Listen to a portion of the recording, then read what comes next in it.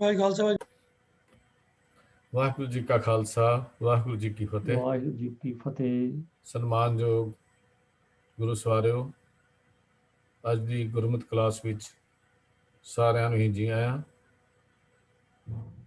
ਸਤਿਗੁਰੂ ਜੀ ਦੀ ਅਪਾਰ ਬਖਸ਼ਿਸ਼ ਕਿਰਪਾ ਨਾਲ ਸਾਨੂੰ ਗੁਰੂ ਦੀਆਂ ਕਥਾ ਕਹਾਣੀਆਂ ਸ਼ਬਦ ਵਿਚਾਰ ਰਾਹੀਂ, ਫਿਲਾਸਫੀ ਦੇ ਵਿਸ਼ੇ ਰਾਹੀਂ, ਪ੍ਰੈਜੈਂਟੇਸ਼ਨ ਰਾਹੀਂ ਸਰਵਣ ਕਰਨ ਦਾ ਸਮਾਂ ਮਿਲਦਾ ਹੈ। ਉਹਨਾਂ ਵਿੱਚੋਂ ਕੁਝ ਸਵਾਲ ਜੋ ਆਉਂਦੇ ਹਨ ਉਹਨਾਂ ਨੂੰ ਅਸੀਂ ਸੋਮਵਾਰ ਦੇ ਸੈਸ਼ਨ ਵਿੱਚ ਲੈਂਦੇ ਹਾਂ। ਆਪ ਜੀ ਵੱਲੋਂ ਭੇਜੇ ਹੋਏ ਜੋ ਸਵਾਲ ਹਨ ਪੈਨਲ ਦੇ ਵਿੱਚ ਵਿਚਾਰ ਲਏ ਜਾਂਦੇ ਹਨ। ਇਹਨਾਂ ਦਾ ਜਵਾਬ ਜੋ ਅਸੀਂ ਦੇਣੇ ਹਨ ਉਹਨਾਂ ਦਾ ਆਧਾਰ ਸ੍ਰੀ ਗੁਰੂ ਗ੍ਰੰਥ ਸਾਹਿਬ ਜੀ ਦੀ ਬਾਣੀ, ਪੰਥ ਪ੍ਰਵਾਨਿਤ ਸਿੱਖ ਰਹਿਤ ਮਰਿਆਦਾ ਔਰ ਉਹ ਪੁਸਤਕਾਂ ਜਿਹੜੀਆਂ ਸਾਡੇ ਪੰਥ ਵਿੱਚ ਪ੍ਰਵਾਨਿਤ ਹਨ, ਸ੍ਰੀ ਗੁਰੂ ਗ੍ਰੰਥ ਸਾਹਿਬ ਦਰਪਨ, ਮਹਾਨ ਕੋਸ਼, ਇਹਨਾਂ ਦੀ ਸਹਾਇਤਾ ਨਾਲ ਇਹ ਜਵਾਬ ਸਾਰੇ ਦਿੱਤੇ ਜਾਂਦੇ ਹਨ। ਜ਼ਰੂਰੀ ਨਹੀਂ ਹੈ ਕਿ ਸਾਰਿਆਂ ਦੀ ਸਹਿਮਤੀ ਹੋਵੇ। ਆਪ ਜੀ ਦੇ ਵੱਲੋਂ ਕੁਝ ਡਿਫਰੈਂਸਿਸ ਵੀ ਹੋ ਸਕਦੇ ਹਨ, ਸਮਝਣ ਵਿੱਚ ਵੀ ਜਾਂ ਸਮਝਾਉਣ ਵਿੱਚ ਵੀ। ਆਪ ਜੀ ਨੂੰ ਬੇਨਤੀ ਹੈ ਕੋਈ ਇਹੋ ਜਿਹਾ ਕੋਈ ਵੀ ਮਸਲਾ ਹੋਵੇ ਤਾਂ ਉਹਨੂੰ ਕਿਰਪਾ ਕਰਕੇ ਲਿਖ ਕੇ ਭੇਜਣ ਦੀ, ਮੈਸੇਜ ਕਰਨ ਦੀ ਕਿਰਪਾਲਤਾ ਕਰਨੀ, ਤਦ ਕਿ ਦੁਬਾਰਾ ਅਸੀਂ ਉਸ ਨੂੰ ਵਿਚਾਰ ਸਕੀਏ ਅਤੇ ਇਸ ਸੈਸ਼ਨ ਨੂੰ ਅਸੀਂ ਬਹੁਤ ਸਿੱਧੇ ਢੰਗ ਨਾਲ ਅੱਗੋਂ ਵਾਸਤੇ ਵੀ ਚਲਾਉਂਦੇ ਰਹੀਏ। ਇਸ ਸੈਸ਼ਨ ਦੀ ਜ਼ਿੰਮੇਵਾਰੀ ਸਵਾਲ ਜਵਾਬ ਦੀ ਮੇਰੇ ਵੀਰ, ਵੱਡੇ ਵੀਰ ਜੀ ਰਾਜਾ ਸਿੰਘ ਜੀ ਜਦੋਂ ਤੋਂ ਹੀ ਅਸੀਂ ਸ਼ੁਰੂ ਕੀਤਾ ਇਸ ਸੈਸ਼ਨ ਦੀ ਸੇਵਾ ਨਿਭਾ ਰਹੇ ਹਨ। ਅੱਜ ਦੇ ਸੈਸ਼ਨ ਦੀ ਸੇਵਾ ਵੀ ਰਾਜਾ ਸਿੰਘ ਜੀ ਨਿਭਾਉਣਗੇ। ਮੈਂ ਉਹਨਾਂ ਨੂੰ ਬੇਨਤੀ ਕਰ ਰਿਹਾ ਹਾਂ ਕਿ ਅੱਜ ਦਾ ਇਹ ਸਵਾਲ ਜਵਾਬ ਦਾ ਸੈਸ਼ਨ ਸ਼ੁਰੂ ਕੀਤਾ ਜਾਏ। ਵੀਰ ਰਾਜਾ ਸਿੰਘ ਜੀ। ਵਾਹਿਗੁਰੂ ਜੀ ਕਾ ਖਾਲਸਾ, ਵਾਹਿਗੁਰੂ ਜੀ ਕੀ ਫਤਿਹ। ਏਕ ਓੰਕਾਰ ਸਤਿਨਾਮ ਕਰਤਾ ਪੁਰਖ ਨਿਰਭਉ ਨਿਰਵੈਰ ਅਕਾਲ ਮੂਰਤ ਅਜੂਨੀ ਸੈਭੰ ਗੁਰ ਪ੍ਰਸਾਦ। ਵਾਹਿਗੁਰੂ ਵਾਹਿਗੁਰੂ ਵਾਹਿਗੁਰੂ ਵਾਹਿਗੁਰੂ ਵਾਹਿਗੁਰੂ। ਵਾਹਿਗੁਰੂ ਜੀ ਕਾ ਖਾਲਸਾ, ਵਾਹਿਗੁਰੂ ਜੀ ਕੀ ਫਤਿਹ। ਤੋ ਸਾਰੀ ਸੰਗਤ ਦਾ ਅੱਜ ਦੇ ਇਸ ਸੈਸ਼ਨ ਵਿੱਚ ਸਵਾਗਤ ਹੈ ਜੀ। ਤੋ ਸੈਸ਼ਨ ਸ਼ੁਰੂ ਕਰਨ ਤੋਂ ਪਹਿਲਾਂ ਮੈਂ ਬੇਨਤੀ ਕਰ ਰਿਹਾ ਆਪਣੇ ਸਾਥੀ ਜੋ ਪੈਨਲ ਮੈਂਬਰਸ ਨੇ ਕਿ ਉਹ ਸੰਗਤ ਨਾਲ ਫਤਿਹ ਸਾਂਝੀ ਕਰਨਗੇ ਜੀ। ਹਾਂਜੀ, ਸਰਦਾਰ ਤੇਜਿੰਦਰ ਸਿੰਘ ਜੀ। ਵਾਹਿਗੁਰੂ ਜੀ ਕਾ ਖਾਲਸਾ, ਵਾਹਿਗੁਰੂ ਜੀ ਕੀ ਫਤਿਹ। ਸਰਦਾਰ MP ਸਿੰਘ ਜੀ। ਵਾਹਿਗੁਰੂ ਜੀ ਕਾ ਖਾਲਸਾ, ਵਾਹਿਗੁਰੂ ਜੀ ਕੀ ਫਤਿਹ। ਸਾਹ ਪ੍ਰਭ ਕੀਰਤਨ ਸਿੰਘ ਜੀ। ਵਾਹਿਗੁਰੂ ਜੀ ਕਾ ਖਾਲਸਾ, ਵਾਹਿਗੁਰੂ ਜੀ ਕੀ ਫਤਿਹ। ਪ੍ਰਿੰਸੀਪਲ ਸੁਰਿੰਦਰ ਸਿੰਘ ਜੀ। ਵਾਹਿਗੁਰੂ ਜੀ ਕਾ ਖਾਲਸਾ, ਵਾਹਿਗੁਰੂ ਜੀ ਕੀ ਫਤਿਹ। ਫਤਿਹ। ਸਾਜਗੀਰ ਸਿੰਘ ਜੀ।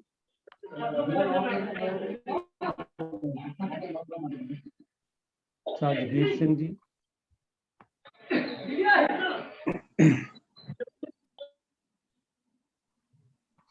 ਹਰਜੀਤ ਸਿੰਘ ਜੀ ਨੇ ਪਹਿਲੇ ਆਪ ਨਾਲ ਫਤਿਹ ਸਾਂਝੀ ਕੀਤੀ ਹੈ ਜੀ। ਸਾਜਗੀਰ ਸਿੰਘ ਜੀ ਸ਼ਾਇਦ ਨਹੀਂ ਜੁੜੇ। ਜਗੀਰ ਸਿੰਘ ਜੀ ਦਾ ਹੁਣ ਅਨਮਿਊਟ ਕਰਨ ਵਾਸਤੇ ਕਿਹਾ। ਅੱਛਾ ਜੀ। ਵਾਹਿਗੁਰੂ ਜੀ ਕਾ ਖਾਲਸਾ, ਵਾਹਿਗੁਰੂ ਜੀ ਕੀ ਫਤਿਹ ਜੀ। ਤੋ ਆਓ ਸਾਧ ਸਿੰਘ ਜੀ ਆਪਾਂ ਸਵਾਲ ਜਿਹੜੇ ਨੇ ਮਨਮੋਹਨ ਸਿੰਘ ਜੀ ਤੋਂ ਸਭ ਤੋਂ ਪਹਿਲਾ ਜਿਹੜਾ ਮਨਮੋਹਨ ਲੈ ਰਹੇ ਹਾਂ ਸਾਧ ਸਿੰਘ ਜੀ, ਜਿਸ ਤਰ੍ਹਾਂ ਵਾਹਿਗੁਰੂ ਜੀ ਕਾ ਖਾਲਸਾ, ਵਾਹਿਗੁਰੂ ਜੀ ਕੀ ਫਤਿਹ ਜੀ। ਵਾਹਿਗੁਰੂ ਖਾਲਸਾ ਫਤਿਹ। ਸਭ ਨੂੰ ਅਸੀਂ ਖਿਮਾ ਕਰਨਾ, ਤੁਸੀਂ ਸਭ ਤੋਂ ਪਹਿਲੇ ਬੱਚੇ ਸੀ ਇਸ ਕਰਕੇ ਤੁਹਾਡੀ ਤੇ ਮੈਂ ਛੋਟਾ ਵੀ ਹੈ ਨਾ ਸਭ ਤੋਂ, ਇਸ ਕਰਕੇ ਭੁੱਲ ਵੀ ਜਾਂਦਾ ਸੀ। ਨਹੀਂ, ਨਾਲੇ ਤੁਸੀਂ ਦੂਰ ਬੜਾ ਚੱਲਦੇ ਆ ਜੀ ਸਵਾਲਾਂ ਵੱਲ। ਸਾਧ ਸਿੰਘ ਜੀ, ਹਰ ਸ਼ੁੱਕਰਵਾਰ ਗੁਰਬਾਣੀ ਵਿਆਕਰਨ ਔਰ ਗੁਰਬਾਣੀ ਸ਼ੁੱਧ ਉਚਾਰਨ ਜਿਹੜਾ ਉਹਦਾ ਅਸੀਂ ਆਨੰਦ ਮਾਣਦੇ ਹਾਂ ਔਰ ਬੜਾ ਕੁਛ ਉਹਨਾਂ ਚੋਂ ਸਿੱਖਣ ਨੂੰ ਮਿਲਦਾ। ਤਾਂ ਗੁਰਬਾਣੀ ਕਿਉਂਕਿ ਸਮੁੰਦਰ ਹੈ, ਤਾਂ ਹਰੇਕ ਪ੍ਰਾਣੀ ਜਿਹੜਾ ਵੀ ਗੁਰਬਾਣੀ ਨੂੰ ਪੜ੍ਹਦਾ ਤੇ ਉਹਨੂੰ ਕੁਛ ਨਾ ਕੁਛ ਉਹਦੇ ਸਾਹਮਣੇ ਸਵਾਲ ਆਣੇ ਲਾਜ਼ਮੀ ਨੇ। ਇਹ ਇੱਕ ਚੰਗੀ ਔਮਨ ਹੈ ਕਿ ਸਾਨੂੰ ਸਾਹਮਣੇ ਸਵਾਲ ਆਣ। ਇਹਦਾ ਮਤਲਬ ਹੈ ਕਿ ਅਸੀਂ ਨੀਝ ਨਾਲ ਬੜੇ ਧਿਆਨ ਨਾਲ ਗੁਰਬਾਣੀ ਜਿਹੜੀ ਹੈ ਪੜ੍ਹਦੇ। ਤੋ ਸਵਾਲ ਆਇਆ ਸਾਧ ਸੁਰਜੀਤ ਸਿੰਘ ਜੀ ਦਾ। ਉਹਨਾਂ ਨੇ ਗੁਰਬਾਣੀ ਤੋਂ ਜੋ ਸ੍ਰੀ ਗੁਰੂ ਗ੍ਰੰਥ ਸਾਹਿਬ ਦੇ ਪੰਨਾ 858 ਤੇ ਹੈ ਉਹ ਕੋਟ ਕੀਤੀ ਹੈ। ਕਹਿੰਦੇ ਉਹਦੇ ਚ ਹੈ ਜੀ, ਜਿਨ ਪੀਆ ਸਾਰ ਰਸ ਤਜੇ ਆਨ ਰਸ ਹੋਏ ਰਸ ਮਗਨ ਡਾਰੇ ਬਿਖ ਜੋ ਹੋਏ। तो ਇਹਦੇ ਚ ਕਿਉਂਕਿ ਰਸ ਲਫ਼ਜ਼ ਜਿਹੜਾ ਇਹ 3 ਵਾਰੀ ਆਉਂਦਾ, ਇੱਕ ਵਾਰੀ ਤੇ ਅੰਕੜ ਨਾਲ ਆਇਆ ਤੇ 2 ਵਾਰੀ ਬਿਨਾਂ ਅੰਕੜ ਤੋਂ ਆਇਆ। ਉਹਨਾਂ ਦਾ ਸਵਾਲ ਇਹ ਹੈ ਕਿ ਜਿਹੜਾ ਅੰਕੜ ਨਾਲ ਆਇਆ ਔਰ ਬਿਨਾਂ ਅੰਕੜ ਦਾ ਆਇਆ, ਇਹ ਇਹਨਾਂ ਚ ਆਪਸ ਕੀ ਅੰਤਰ ਹੈ। ਮੈਂ ਬੇਨਤੀ ਕਰ ਰਿਹਾ ਸਜਗੀਰ ਸਿੰਘ ਜੀ ਨੂੰ ਵੀ ਉਹ ਕਿਰਪਾ ਕਰਕੇ ਸਾਨੂੰ ਇਸ ਅੰਤਰ ਬਾਰੇ ਸਮਝਾਉਣ। ਸਜਗੀਰ ਸਿੰਘ ਜੀ। ਵਾਹਿਗੁਰੂ ਜੀ ਕਾ ਖਾਲਸਾ, ਵਾਹਿਗੁਰੂ ਜੀ ਵਾਹਿਗੁਰੂ ਜੀ ਕੀ ਫਤਿਹ। ਹਾਂਜੀ, ਸਭ ਤੋਂ ਪਹਿਲਾਂ ਜੀ ਆਪਾਂ ਇਸ ਸ਼ਬਦ ਦੇ ਅਰਥ ਕਰੀਏ। ਜਿਨ ਦਾ ਅਰਥ ਹੈ ਜਿਸ ਨੇ, ਸਾਰ ਦਾ ਅਰਥ ਹੈ ਸ੍ਰੇਸ਼ਟ, ਤਜੇ ਮੈਨੇ ਛੱਡ ਦਿੱਤੇ, ਆਣ ਮੈਨੇ ਹੋਰ, ਮਗਨ ਮੈਨੇ ਮਸਤ, ਵਿਖ ਮੈਨੇ ਜ਼ਹਿਰ, ਖੋਏ ਡਾਰੇ ਮੈਨੇ ਨਾਸ਼ ਕਰ ਦਿੱਤਾ ਹੈ ਜੀ। ਪੂਰਾ ਅਰਥ ਇਸ ਤਰ੍ਹਾਂ ਬਣ ਗਿਆ ਜੀ। ਜਿਨ ਪੀਆ ਸਾਰ ਰਸ, ਤਜੇ ਆਣ ਰਸ, ਹੋਏ ਰਸ ਮਗਨ, ਡਾਰੇ ਵਿਖ ਖੋਏ। ਜਿਸ ਨੇ ਪ੍ਰਭੂ ਦੇ ਨਾਮ ਦਾ ਸ੍ਰੇਸ਼ਟ ਰਸ ਪੀ ਲਿਆ ਹੈ, ਹੋਰ ਮੰਦੇ ਰਸ ਛੱਡ ਦਿੱਤੇ ਹਨ, ਪ੍ਰਭੂ ਦੇ ਨਾਮ ਰਸ ਵਿੱਚ ਮਸਤ ਹੋ ਕੇ ਵਿਕਾਰ ਵਾਸਨਾ ਦਾ ਜ਼ਹਿਰ ਆਪਣੇ ਅੰਦਰੋਂ ਨਾਸ਼ ਕਰ ਦਿੱਤਾ ਹੈ। ਇਹਦੇ ਅਰਥ ਬਣ ਗਏ ਜੀ। ਇਸ ਸ਼ਬਦ ਦੇ ਵਿੱਚ ਰਸ 3 ਵਾਰੀ ਆਇਆ। ਪਹਿਲਾ ਜਿਹੜਾ ਆਇਆ ਹੈਗਾ ਜਿਨ ਪੀਆ ਸਾਰ ਰਸ, ਇਹ ਰਸ ਦੇ ਸੱਸੇ ਨੂੰ ਔਂਕੜ ਹੈ। ਤਜੇ ਆਣ ਰਸ, ਇਥੇ ਰਾਰਾ ਸੱਸਾ ਸੱਸਾ ਮੁਕਤਾ ਹੈ। ਤੀਜੀ ਵਾਰੀ ਆਇਆ ਹੈ ਹੋਏ ਰਸ ਮਗਨ, ਇੱਥੇ ਵੀ ਰਸ ਦਾ ਸੱਸਾ ਮੁਕਤਾ ਹੈ। ਪਰ ਸਵਾਲ ਇਹ ਹੈਗਾ ਵੀ ਇਹ ਮੁਕਤਾ ਕਿਉਂ ਆਇਆ ਤੇ ਔਂਕੜ ਕਿਉਂ ਆਇਆ ਜੀ। ਇਸ ਤਰ੍ਹਾਂ ਜਿਸ ਤਰ੍ਹਾਂ ਹੇਠਲੀਆਂ ਪੰਕਤੀਆਂ ਦੇ ਵਿੱਚ ਸੰਬੰਧਕ ਆਉਣ ਦੇ ਨਾਲ ਉਸ ਤੋਂ ਪਹਿਲੇ ਨਾਂ ਦਾ ਔਂਕੜ ਉੱਤਰ ਜਾਂਦਾ। ਇਹ ਇੱਕ ਨਿਯਮ ਹੈ ਜੀ ਵੀ ਜੇ ਕਿਸੇ ਨਾਂ ਤੋਂ ਬਾਅਦ ਕੋਈ ਸੰਬੰਧਕ ਆ ਜਾਵੇ ਤਾਂ ਉਦੋਂ ਪਹਿਲਾ ਜਿਹੜਾ ਅੱਖਰ ਹੈਗਾ ਉਹਦਾ ਔਂਕੜ ਉੱਤਰ ਜਾਂਦਾ। ਜਿਸ ਤਰ੍ਹਾਂ ਹਉਮੈ ਮਾਰ ਵਿਚਾਰ ਮਨ, ਗੁਣ ਵਿੱਚ ਗੁਣ ਲੈ ਸਾਰ, ਇੱਥੇ ਜਿਹੜਾ ਗੁਣ 2 ਵਾਰੀ ਆਇਆ। ਪਹਿਲਾਂ ਗੁਣ ਵਿੱਚ ਇਥੇ ਨਾਣਾ ਮੁਕਤਾ ਹੈਗਾ। ਇਹ ਨਾਣਾ ਕਿਉਂ ਮੁਕਤਾ ਹੈਗਾ? ਕਿਉਂਕਿ ਇਸ ਤੋਂ ਬਾਅਦ ਸੰਬੰਧਕ ਆ ਗਿਆ ਵਿੱਚ, ਇਸ ਕਰਕੇ ਨਾਣਾ ਮੁਕਤਾ ਆ ਗਿਆ। ਗੁਣ ਲੈ ਸਾਰ, ਇੱਥੇ ਗੁਣ ਦੇ ਨਾਣੇ ਨੂੰ ਔਂਕੜ ਹੈ ਕਿਉਂਕਿ ਇਹ ਇੱਕ ਵਚਨ ਹੈ ਤੇ ਇਸ ਕਰਕੇ ਇਹਦਾ ਔਂਕੜ ਆਇਆ ਜੀ। ਤੇ ਅੱਗੇ ਇੱਕ ਹੋਰ ਪੰਕਤੀ ਹੈ, ਨਾਨਕ ਜਿਸ ਪਿੰਜਰ ਮਹਿ ਬਿਰਹਾ ਨਹੀਂ, ਸੋ ਪਿੰਜਰ ਲੈ ਜਾਰ। ਇਹਦੇ ਵਿੱਚ ਪਿੰਜਰ ਵੀ 2 ਵਾਰੀ ਆਇਆ। ਪਹਿਲਾ ਜਿਹੜਾ ਪਿੰਜਰ ਹੈਗਾ ਉਹ ਰਾਰਾ ਮੁਕਤਾ ਹੈਗਾ। ਕਿਉਂ ਮੁਕਤਾ ਹੈਗਾ? ਕਿਉਂਕਿ ਉਸ ਤੋਂ ਬਾਅਦ ਮੈਂ ਸੰਬੰਧਕ ਆ ਗਿਆ, ਇਸ ਕਰਕੇ ਜਿਹੜਾ ਪਿੰਜਰ ਆ ਪਿੰਜਰ ਦਾ ਰਾਰਾ ਮੁਕਤਾ ਆਇਆ। ਦੂਜਾ ਪਿੰਜਰ ਜਿਹੜਾ ਹੈਗਾ ਉਹਦਾ ਮਤਲਬ ਹੈ ਇੱਕ ਵਚਨ ਜੀ, ਨਾਮ। ਉਸ ਤੋਂ ਬਾਅਦ ਕੋਈ ਸੰਬੰਧਕ ਨਹੀਂ, ਕੋਈ ਸੰਬੋਧਕ ਨਹੀਂ ਜੀ, ਇਸ ਕਰਕੇ ਉਹ ਰਾਰੇ ਨੂੰ ਔਂਕੜ ਆਇਆ। ਤੇ ਇਸੇ ਤਰ੍ਹਾਂ ਜਿਹੜਾ ਆਪਣਾ ਸ਼ਬਦ ਹੈਗਾ ਜੀ, ਜਿਨ ਪੀਆ ਸਾਰ ਰਸ, ਤਜੇ ਆਣ ਰਸ, ਹੋਏ ਰਸ ਮਗਨ, ਡਾਰੇ ਵਿਖ ਖੋਏ। ਇਸ ਸ਼ਬਦ ਦੇ ਵਿੱਚ ਸਾਰ ਰਸ ਸੱਸੇ ਨੂੰ ਨਾ ਔਂਕੜ ਹੈ ਜੀ। ਇਹ ਇੱਕ ਵਚਨ ਪੁਲਿੰਗ ਹੈ, ਇਸ ਲਈ ਇਹਦੇ ਚ ਔਂਕੜ ਆਇਆ ਹੋਇਆ ਜੀ। ਤੇ ਇਹਦਾ ਉਚਾਰਨ ਨਹੀਂ ਕਰਨਾ, ਇਹਨੂੰ ਰਸ ਹੀ ਪੜ੍ਹਨਾ। ਦੂਜੇ ਹੈ ਜੀ ਤਜੇ ਆਣ ਰਸ, ਤਜੇ ਬਹੁ ਵਚਨ ਬਣ ਗਿਆ, ਆਣ ਦੂਜੇ ਇਹ ਵੀ ਬਹੁ ਵਚਨ ਬਣ ਗਿਆ, ਰਸ ਵੀ ਬਹੁ ਵਚਨ ਹੈਗਾ। ਇਸ ਕਰਕੇ ਜਿਹੜਾ ਰਸ ਹੈ ਇਹ ਸੱਸਾ ਮੁਕਤਾ ਹੈਗਾ ਜੀ, ਇਸ ਕਰਕੇ ਇਹਦਾ ਔਂਕੜ ਲੱਥ ਗਿਆ ਹੈਗਾ। ਤੀਸਰਾ ਹੈ ਹੋਏ ਮਗਨ ਰਸ, ਇਹਦਾ ਅਰਥ ਹੈਗਾ ਪ੍ਰਭੂ ਦੇ ਨਾਮ ਵਿੱਚ ਮਸਤ ਹੋ ਕੇ। ਹੁਣ ਇੱਥੇ ਪ੍ਰਭੂ ਦੇ ਨਾਮ ਰਸ ਵਿੱਚ ਆ ਗਿਆ, ਵਿੱਚ ਇੱਥੇ ਨਾ ਗੁਪਤ ਹੈ ਜੀ। ਜਿਹੜਾ ਰਸ ਤੋਂ ਬਾਅਦ ਜਿਹੜਾ ਸੰਬੰਧਕ ਆਇਆ ਗੁਪਤ ਹੈਗਾ, ਉਸ ਗੁਪਤ ਸੰਬੰਧਕ ਹੋਣ ਕਰਕੇ ਜਿਹੜਾ ਰਸ ਦਾ ਸੱਸਾ ਹੈਗਾ ਉਹ ਮੁਕਤਾ ਹੋ ਗਿਆ ਜੀ। ਇਸ ਕਰਕੇ ਇਹ ਰਸ ਸੱਸਾ ਮੁਕਤਾ ਹੈਗਾ, ਔਂਕੜ ਨਹੀਂ ਲੱਗਿਆ ਹੋਇਆ ਹੈਗਾ। ਤੇ ਮੇਰੀ ਬੇਨਤੀ ਹੈ ਵੀ ਔਂਕੜ ਕਿਉਂ ਆਇਆ, ਕਿਉਂ ਲੈ ਗਿਆ, ਮੁਕਤਾ ਕਿਉਂ ਆਉਂਦਾ? ਇਹਦੇ ਵਿੱਚ ਸਿੱਖ ਮਿਸ਼ਨਰੀ ਕਾਲਜ ਦੀ ਜਿਹੜੀ ਕਿਤਾਬ ਹੈਗੀ ਹੈ ਗੁਰਬਾਣੀ ਦੇ ਆਪਣੇ ਸਰਲ ਨੇਮ, ਇਹਦੇ ਵਿੱਚ 16 ਨਿਯਮ ਲਿਖੇ ਹੋਏ ਨੇ। ਸਾਨੂੰ ਉਹ 16 ਦੇ 16 ਨਿਯਮ ਉਂਗਲਾਂ ਦੇ ਉੱਤੇ ਨਾ ਪਤਾ ਹੋਣਾ ਚਾਹੀਦੇ ਨੇ ਵੀ ਉਹ ਕਿਹੜੇ ਕਿਹੜੇ ਨਿਯਮ ਹੈਗੇ ਨੇ, ਔਂਕੜ ਕਿਉਂ ਆਉਂਦਾ, ਕਿਉਂ ਲੱਥ ਜਾਂਦਾ। ਜੋ ਸਾਨੂੰ ਮਨ ਦੇ ਵਿੱਚ ਹਰ ਟਾਈਮ ਯਾਦ ਰਹਿਣਗੇ 16 ਦੇ 16 ਨਿਯਮ, ਫਿਰ ਸਾਨੂੰ ਕਦੇ ਗਲਤੀ ਨਹੀਂ ਲੱਗ ਸਕਦੀ। ਇਸ ਲਈ ਬੇਨਤੀ ਹੈ ਵੀ ਉਹ ਕਿਤਾਬ, 2 ਕਿਤਾਬਾਂ ਹੈਗੀਆਂ ਨੇ, ਇੱਕ ਹੈਗੀ ਗੁਰਬਾਣੀ ਦਾ ਸ਼ੁੱਧ ਉਚਾਰਨ ਦੇ ਨੇਮ, ਸ਼ੁੱਧ ਉਚਾਰਨ, ਦੂਸਰਾ ਹੈ ਗੁਰਬਾਣੀ ਸਰਲ ਵਿਆਕਰਨ ਦੇ ਸਰਲ ਨੇਮ। ਇਹ ਦੋਨੇ ਕਿਤਾਬਾਂ ਘੱਟ ਤੋਂ ਘੱਟ ਹਰੇਕ ਬੰਦਾ ਪੜ੍ਹੇ। ਅਗਲੀ ਤਾਂ ਮੇਰੀ ਬੇਨਤੀ ਇਹੀ ਹੈ ਵੀ 2 ਸਾਲ ਦਾ ਕੋਰਸ ਕਰੀਏ, ਇਹਦੇ ਸਾਰਾ ਕੁਝ ਹੀ ਸਾਨੂੰ ਗਿਆਨ ਹੋ ਜਾਂਦਾ, ਇਸ ਤੋਂ ਬਾਅਦ ਕੋਈ ਰਹਿ ਹੀ ਨਹੀਂ ਜਾਂਦਾ ਹੈਗਾ। ਬਸ ਇਤਨੀ ਬੇਨਤੀ ਪ੍ਰਵਾਨ ਕਰਨਾ। ਸਾਨੂੰ ਇਸੇ ਪਤਾ ਲੱਗਦਾ ਵੀ ਰਸ ਔਂਕੜ ਕਿਉਂ ਆਇਆ, ਕਿਉਂ ਉਤਰ ਗਿਆ, ਇਹ ਸਾਰੀਆਂ ਗੱਲਾਂ ਦਾ ਇਹਦੇ ਵਿੱਚ ਕਿਤਾਬਾਂ 'ਚ ਸਾਨੂੰ ਪਤਾ ਲੱਗ ਜਾਂਦਾ ਹੈ। ਵਾਹਿਗੁਰੂ ਜੀ ਕਾ ਖਾਲਸਾ, ਵਾਹਿਗੁਰੂ ਜੀ ਕੀ ਫਤਿਹ। ਵੀਰ ਜੀ ਨੇ ਬੜਾ ਸਰਲ ਦੱਸਿਆ ਵੀ, ਕਿਉਂਕਿ ਨਾਮ ਇੱਕ ਵਚਨ ਹੈ ਇਸ ਕਰਕੇ ਅੰਕੜ ਲੱਗ ਗਿਆ। ਦੂਜੇ ਬਹੁਤੇ ਰਸਾਂ ਦਾ ਗੱਲ ਸੀ, ਦੁਨਿਆਵੀ ਰਸ, ਇਸ ਕਰਕੇ ਅੰਕੜ ਉੱਡ ਗਈ। ਔਰ ਤੀਸਰੀ ਵਾਰੀ ਭਾਵੇਂ ਇੱਕ ਵਚਨ ਕਰਕੇ ਆ, ਪਰ ਕਾਰਕੀ ਹੋਣ ਕਰਕੇ ਉਹਦੀ ਅੰਕੜ ਜਿਹੜੀ ਹੈ ਉੱਡ ਗਈ ਹੈ। ਧੰਨਵਾਦ ਵੀਰ ਜਗੀਰ ਸਿੰਘ ਜੀ। ਤੋਂ ਆਓ ਸਾਧ ਸੰਗਤ ਜੀ, ਜਿਸ ਵੇਲੇ ਪ੍ਰਿੰਸੀਪਲ ਸੁਰਿੰਦਰ ਸਿੰਘ ਜੀ ਗੁਰੂ ਤੇਗ ਬਹਾਦਰ ਸਾਹਿਬ ਸੱਚੇ ਪਾਤਸ਼ਾਹ ਜੀ ਦੇ ਜੀਵਨ ਬਾਰੇ ਸਾਡੇ ਨਾਲ ਵਿਚਾਰਾਂ ਸਾਂਝੀਆਂ ਕਰ ਰਹੇ ਸਨ, ਤਾਂ ਉਸ ਵੇਲੇ ਸਾਡਾ TP ਸਿੰਘ ਵੱਲੋਂ ਸਵਾਲ ਆਇਆ ਸੀ ਵੀ ਗੁਰੂ ਤੇਗ ਬਹਾਦਰ ਸਾਹਿਬ ਜੀ ਨੂੰ ਬੱਸੀ ਪਠਾਣਾ ਤੋਂ ਗ੍ਰਿਫਤਾਰ ਕੀਤਾ ਗਿਆ ਜਾਂ ਆਗਰੇ ਤੋਂ ਕੀਤਾ ਗਿਆ। ਮੈਂ ਬੇਨਤੀ ਕਰ ਰਿਹਾ ਪ੍ਰਿੰਸੀਪਲ ਸਾਹਿਬ ਨੂੰ ਕਿ ਉਹ ਕਿਰਪਾ ਕਰਕੇ, ਕਿਉਂਕਿ ਗੁਰੂ ਤੇਗ ਬਹਾਦਰ ਸਾਹਿਬ ਜੀ ਦੇ ਜਿਹੜੀ ਗ੍ਰਿਫਤਾਰੀ ਹੈ ਉਹ ਇੱਕ ਵਾਰੀ ਹੋਈ ਹੈ ਜਾਂ 3 ਵਾਰੀ ਹੋਈ ਹੈ, ਕਿਉਂਕਿ ਪੰਥ ਵਿੱਚ ਕਈ ਗੱਲਾਂ ਬਹੁਤੀਆਂ ਕਲੀਅਰ ਨਹੀਂ ਲੇਖਕਾਂ ਨੇ ਕੀਤੀਆਂ ਨੇ ਜਾਂ ਆਪੋ ਆਪਣੇ ਹਿਸਾਬ ਨਾਲ ਕੀਤੀਆਂ ਨੇ, ਪਰ ਜਿਹੜੀ ਗੱਲ ਖੋਜ ਭਰਪੂਰ ਹੈ ਉਹ ਪ੍ਰਿੰਸੀਪਲ ਸਾਹਿਬ ਸਾਨੂੰ ਦੱਸਦੇ ਨੇ ਕਿ ਗੁਰੂ ਸਾਹਿਬ ਜੀ ਦੀ ਗ੍ਰਿਫਤਾਰੀ ਕਿਵੇਂ, ਕਿੱਥੇ ਤੇ ਕਿੰਨੀ ਵਾਰੀ ਹੋਈ। ਪ੍ਰਿੰਸੀਪਲ ਸਾਹਿਬ। ਵਾਹਿਗੁਰੂ ਜੀ ਕਾ ਖਾਲਸਾ, ਵਾਹਿਗੁਰੂ ਜੀ ਕੀ ਫਤਿਹ। ਸਾਹਿਬ ਸ੍ਰੀ ਗੁਰੂ ਤੇਗ ਬਹਾਦਰ ਜੀ ਮਹਾਰਾਜ ਦੇ ਜੀਵਨ ਬਿਰਤਾਂਤ ਤੇ ਉਹਨਾਂ ਦੀ ਸਿੱਖਿਆ ਸੰਬੰਧੀ ਅਸੀਂ ਗੁਰੂ ਤੇਗ ਬਹਾਦਰ ਜੀ ਦੇ 400 ਸਾਲਾ ਪ੍ਰਕਾਸ਼ ਦਿਹਾੜੇ ਤੇ ਸ਼ਰਵਣ ਕੀਤਾ ਹੈ। ਤੇ ਅੱਜ ਦਾ ਸਵਾਲ ਕੇਵਲ ਉਹਨਾਂ ਦੀਆਂ ਗ੍ਰਿਫਤਾਰੀਆਂ ਤੱਕ ਹੈ। ਜਿਤਨਾ ਕੁ ਕਿਤਾਬਾਂ ਵਿੱਚੋਂ ਤੇ ਖਾਸ ਕਰਕੇ ਸਿੱਖ ਮਿਸ਼ਨਰੀ ਕਾਲਜ ਵੱਲੋਂ ਸਰਦਾਰ ਮਹਿੰਦਰ ਸਿੰਘ ਜੀ ਜੋਸ਼ ਸੱਚਖੰਡ ਵਾਸੀ ਜੀ ਦੀ ਲਿਖੀ ਹੋਈ ਪੁਸਤਕ ਸ੍ਰੀ ਗੁਰੂ ਤੇਗ ਬਹਾਦਰ ਜੀ ਦਾ ਜੀਵਨ ਬਿਰਤਾਂਤ ਅਤੇ ਉਪਦੇਸ਼, ਉਹਦੇ ਪੰਨਾ 38 ਉੱਤੇ, ਪੰਨਾ 25 ਉੱਤੇ ਇਹਨਾਂ ਗ੍ਰਿਫਤਾਰੀਆਂ ਦਾ ਜ਼ਿਕਰ ਕੀਤਾ ਹੈ, ਬਹੁਤ ਹਵਾਲੇ ਦੇ ਕੇ।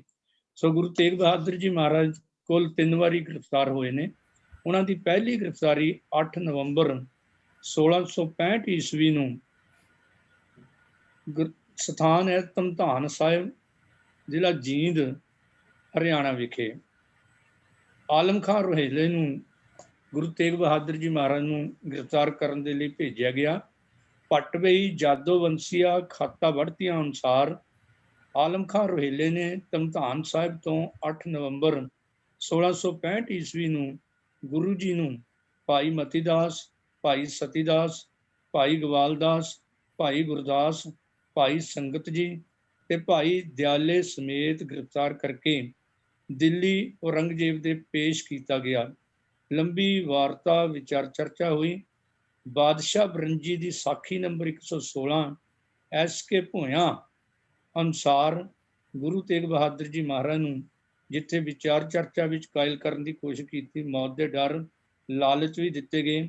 ਅੰਤ ਉਹਨਾਂ ਨੂੰ ਫਾਂਸੀ ਦੀ ਚੇਤਾਵਨੀ ਵੀ ਦਿੱਤੀ ਗਈ, ਪਰ ਇਹ ਸਾਰਾ ਕੁਝ ਸਿਰੇ ਨਹੀਂ ਚੜ੍ਹ ਸਕਿਆ। ਉਸਦਾ ਕਾਰਨ ਜਿਹੜਾ ਹੈ ਅੰਬੇਰ ਦਾ ਰਾਜਾ ਜੈ ਸਿੰਘ ਸੀ, ਜੋ ਹਕੂਮਤ ਨਾਲ ਉਹਦੇ ਚੰਗੇ ਸੰਬੰਧ ਸਨ, ਕਿਉਂਕਿ ਰਾਜਾ ਜੈ ਸਿੰਘ ਨੇ ਬਹੁਤ ਸਾਰੇ ਇਲਾਕੇ ਜਿੱਤ ਕੇ ਔਰੰਗਜ਼ੇਬ ਦੇ ਰਾਜ ਵਿੱਚ ਮਿਲਾਏ ਸਨ। ਇਸ ਲਈ ਔਰੰਗਜ਼ੇਬ ਰਾਜਾ ਜੈ ਸਿੰਘ ਦਾ ਤੇ ਉਸਦੇ ਪੁੱਤਰ ਰਾਮ ਸਿੰਘ ਤੇ ਉਸਦੀ ਰਾਣੀ ਪੁਸ਼ਪਾ ਰਾਣੀ ਦਾ ਵਿਸ਼ੇਸ਼ ਸਤਿਕਾਰ ਕਰਦਾ ਸੀ ਤੇ ਉਹਨਾਂ ਦੀ ਗੱਲ ਨੂੰ ਮਾਨਤਾ ਦਿੰਦਾ ਸੀ। ਉਧਰ ਇਹ ਰਾਜੇ ਧੰਨ ਗੁਰੂ ਤੇਗ ਬਹਾਦਰ ਜੀ ਮਹਾਰਾਜ ਦੇ ਵੀ ਰੱਜ ਕੇ ਸ਼ਰਧਾਲੂ ਸਨ ਤੇ ਜਦੋਂ ਵੀ ਕਿਤੇ ਧੰਨ ਗੁਰੂ ਤੇਗ ਬਹਾਦਰ ਜੀ ਮਹਾਰਾਜ ਦਿੱਲੀ ਵਿਖੇ ਜਾਂਦੇ ਤਾਂ ਭਾਈ ਕਲਿਆਣਾ ਜੀ ਦੀ ਧਰਮਸ਼ਾਲਾ ਵਿੱਚ ਇਹ ਪਹਿਲਾਂ ਵੀ ਗੁਰੂ ਤੇਗ ਬਹਾਦਰ ਜੀ ਮਹਾਰਾਜ ਨੂੰ ਆ ਕੇ ਮਿਲਦੇ ਰਹੇ। ਸੋ ਭਾਈ ਕਲਿਆਣਾ ਜੀ ਦੀ ਧਰਮਸ਼ਾਲਾ ਵਿੱਚ ਹੀ ਗੁਰੂ ਜੀ ਦੇ ਦਰਸ਼ਨਾਂ ਕਾਰਨ ਇਹ ਕਾਫੀ ਸ਼ਰਧਾਲੂ ਬਣ ਚੁੱਕੇ ਸਨ। ਪਟਵੇਈ ਜਾਦੋਵੰਸੀਆਂ ਅਨੁਸਾਰ 8 ਨਵੰਬਰ ਤੋਂ 13 ਦਸੰਬਰ 1665 ਤੱਕ ਗੁਰੂ ਤੇਗ ਬਹਾਦਰ ਜੀ ਮਹਾਰਾਜ ਨੂੰ ਗ੍ਰਿਫਤਾਰ ਰੱਖਿਆ ਗਿਆ ਤੇ 1 ਮਹੀਨੇ ਬਾਅਦ ਆ ਜਿਹੜੀ ਡੇਟ ਮੈਂ ਦਿੱਤੀ ਹੈ 5 ਦਿਨ ਉੱਤੇ ਹੋ ਗਏ ਸੀ, ਰਿਹਾ ਕਰ ਦਿੱਤਾ। ਇਹ ਜਿਹੜਾ ਸੀ ਰਿਹਾਈ ਰਾਜਾ ਮਿਰਜ਼ਾ ਜੈ ਸਿੰਘ, ਉਸ ਦੇ ਪੁੱਤਰ ਰਾਜਾ ਰਾਮ ਸਿੰਘ ਅਤੇ ਉਹਨਾਂ ਦੀ ਪਤਨੀ ਪੁਸ਼ਪਾ ਰਾਣੀ ਦੇ ਪ੍ਰਭਾਵ ਕਰਕੇ ਹੋਈ। ਗੁਰੂ ਜੀ ਫਿਰ ਆਪਣੀ ਯਾਤਰਾ ਤੇ ਪੂਰਬੀ ਭਾਰਤ ਵੱਲ ਨੂੰ ਉੱਥੋਂ ਹੀ ਰਵਾਨਾ ਹੋ ਗਏ। ਜਾਣੀ ਕਿੱਡੀ ਵੱਡੀ ਗੱਲ ਹੈ ਕਿ ਰਾਸਤੇ ਵਿੱਚ ਗ੍ਰਿਫਤਾਰ ਕਰਕੇ ਧਮਧਾਨ ਸਾਹਿਬ ਤੋਂ ਦਿੱਲੀ ਤੇ ਦਿੱਲੀ 1 ਮਹੀਨਾ ਕੈਦ ਤੋਂ ਬਾਅਦ ਪਰ ਗੁਰੂ ਤੇਗ ਬਹਾਦਰ ਜੀ ਮਹਾਰਾਜ ਕੈਸੇ ਪ੍ਰਚਾਰਕ ਸਨ, ਉਹਨਾਂ ਨੇ ਆਪਣੇ ਪ੍ਰਚਾਰਕ ਦੌਰੇ ਨੂੰ ਵਿੱਚੇ ਨਹੀਂ ਛੱਡਿਆ। ਸੋ ਇਹ ਪਹਿਲੀ ਗ੍ਰਿਫਤਾਰੀ ਤੇ ਉਹਨਾਂ ਦੀ ਰਿਹਾਈ ਦੀ ਗੱਲ ਹੈ। ਦੂਜੀ ਗ੍ਰਿਫਤਾਰੀ ਬਾਰੇ ਆਗਰੇ ਤੋਂ ਅਪ੍ਰੈਲ 1670 ਵਿੱਚ ਔਰੰਗਜ਼ੇਬ ਦੇ ਹੁਕਮ ਅਨੁਸਾਰ ਗੁਰੂ ਤੇਗ ਬਹਾਦਰ ਜੀ ਮਹਾਰਾਜ ਨੂੰ ਗ੍ਰਿਫਤਾਰ ਕਰਕੇ ਦਿੱਲੀ ਲਿਆਂਦਾ ਗਿਆ, ਕਿਉਂਕਿ ਗੁਰੂ ਤੇਗ ਬਹਾਦਰ ਸਾਹਿਬ ਸੱਚੇ ਪਾਤਸ਼ਾਹ ਮਾਨਵਤਾ ਨੂੰ ਪੈਕਾਹੂ ਕੋ ਦੇਤਨੇ ਨਿਆਂ ਪੈਮਾਨਤਾ ਆਉਣ ਦਾ ਉਪਦੇਸ਼ ਦ੍ਰਿੜ ਕਰਵਾ ਰਹੇ ਸਨ। ਆਪ ਜੀਓ ਤੇ ਦੂਜਿਆਂ ਨੂੰ ਜੀਉਣ ਦਿਓ, ਅਣਖ ਇੱਜ਼ਤ ਤੇ ਆਜ਼ਾਦੀ ਦਾ ਉਪਦੇਸ਼ ਦੇ ਰਹੇ ਸਨ। ਇਸ ਲਈ ਹਕੂਮਤ ਖਫਾ ਹੋਈ ਪਈ ਸੀ ਕਿ ਗੁਰੂ ਤੇਗ ਬਹਾਦਰ ਜੀ ਦੇ ਨਾਲ ਸੈਂਕੜੇ ਨਹੀਂ ਹਜ਼ਾਰਾਂ ਬਲਕਿ ਕਈ ਵਾਰ ਲੱਖਾਂ ਦੀ ਗਿਣਤੀ ਵਿੱਚ ਵੀ ਸਰਕਾਰ ਦੀਆਂ ਰਿਪੋਰਟਾਂ ਦੱਸਦੀਆਂ ਸਨ ਕਿ ਗੁਰੂ ਤੇਗ ਬਹਾਦਰ ਜੀ ਸ਼ਰਧਾਲੂ ਬਣ ਚੁੱਕੇ ਸਨ। ਸਿੱਖੀ ਦਾ ਵਾਧਾ ਹੋ ਰਿਹਾ ਸੀ। ਔਰੰਗਜ਼ੇਬ ਨੂੰ ਚੁਗਲੀਆਂ ਲਾਉਣ ਵਾਲੇ ਵੀ ਤੇ ਔਰੰਗਜ਼ੇਬ ਆਪ ਵੀ ਮਤਸਵੀ ਨੀਤੀ ਦਾ ਮਾਲਕ ਸੀ। ਇਸ ਲਈ ਆਗਰੇ ਤੋਂ ਗ੍ਰਿਫਤਾਰ ਕਰਕੇ ਫਿਰ ਗੁਰੂ ਤੇਗ ਬਹਾਦਰ ਜੀ ਮਹਾਰਾਜ ਨੂੰ 2 ਮਹੀਨੇ 13 ਦਿਨਾਂ ਬਾਅਦ ਗੁਰੂ ਜੀ ਦਾ ਸ਼ਰਧਾਲੂ ਸੀ ਨਵਾਬ ਸੈਫ ਖਾਨ, ਜੋ ਕਿ ਔਰੰਗਜ਼ੇਬ ਦਾ ਸਕਾ ਮਾਸੜ ਤੇ ਸ਼ਾਹਜਹਾਨ ਦਾ ਸਾਧੂ ਸੀ।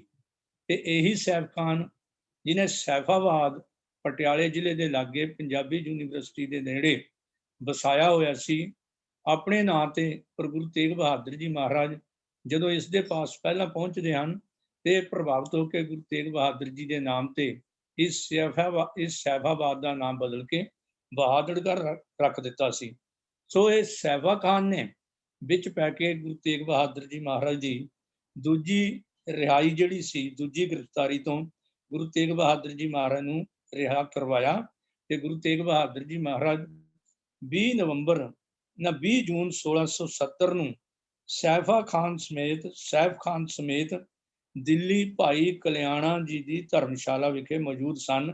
ਇਹ ਭੱਟਵੇਹੀ ਤਲੌਂਡਾ ਪਰਗਣਾ ਜੀਂਦ ਜੀਵਨ ਗਾਥਾ ਤੇ ਉਪਦੇਸ਼ ਗੁਰੂ ਤੇਗ ਬਹਾਦਰ ਜੀ ਪੰਨਾ 38 ਸ਼ਾਪਕ ਸਿੱਖ ਮਿਸ਼ਨਰੀ ਕਾਲਜ।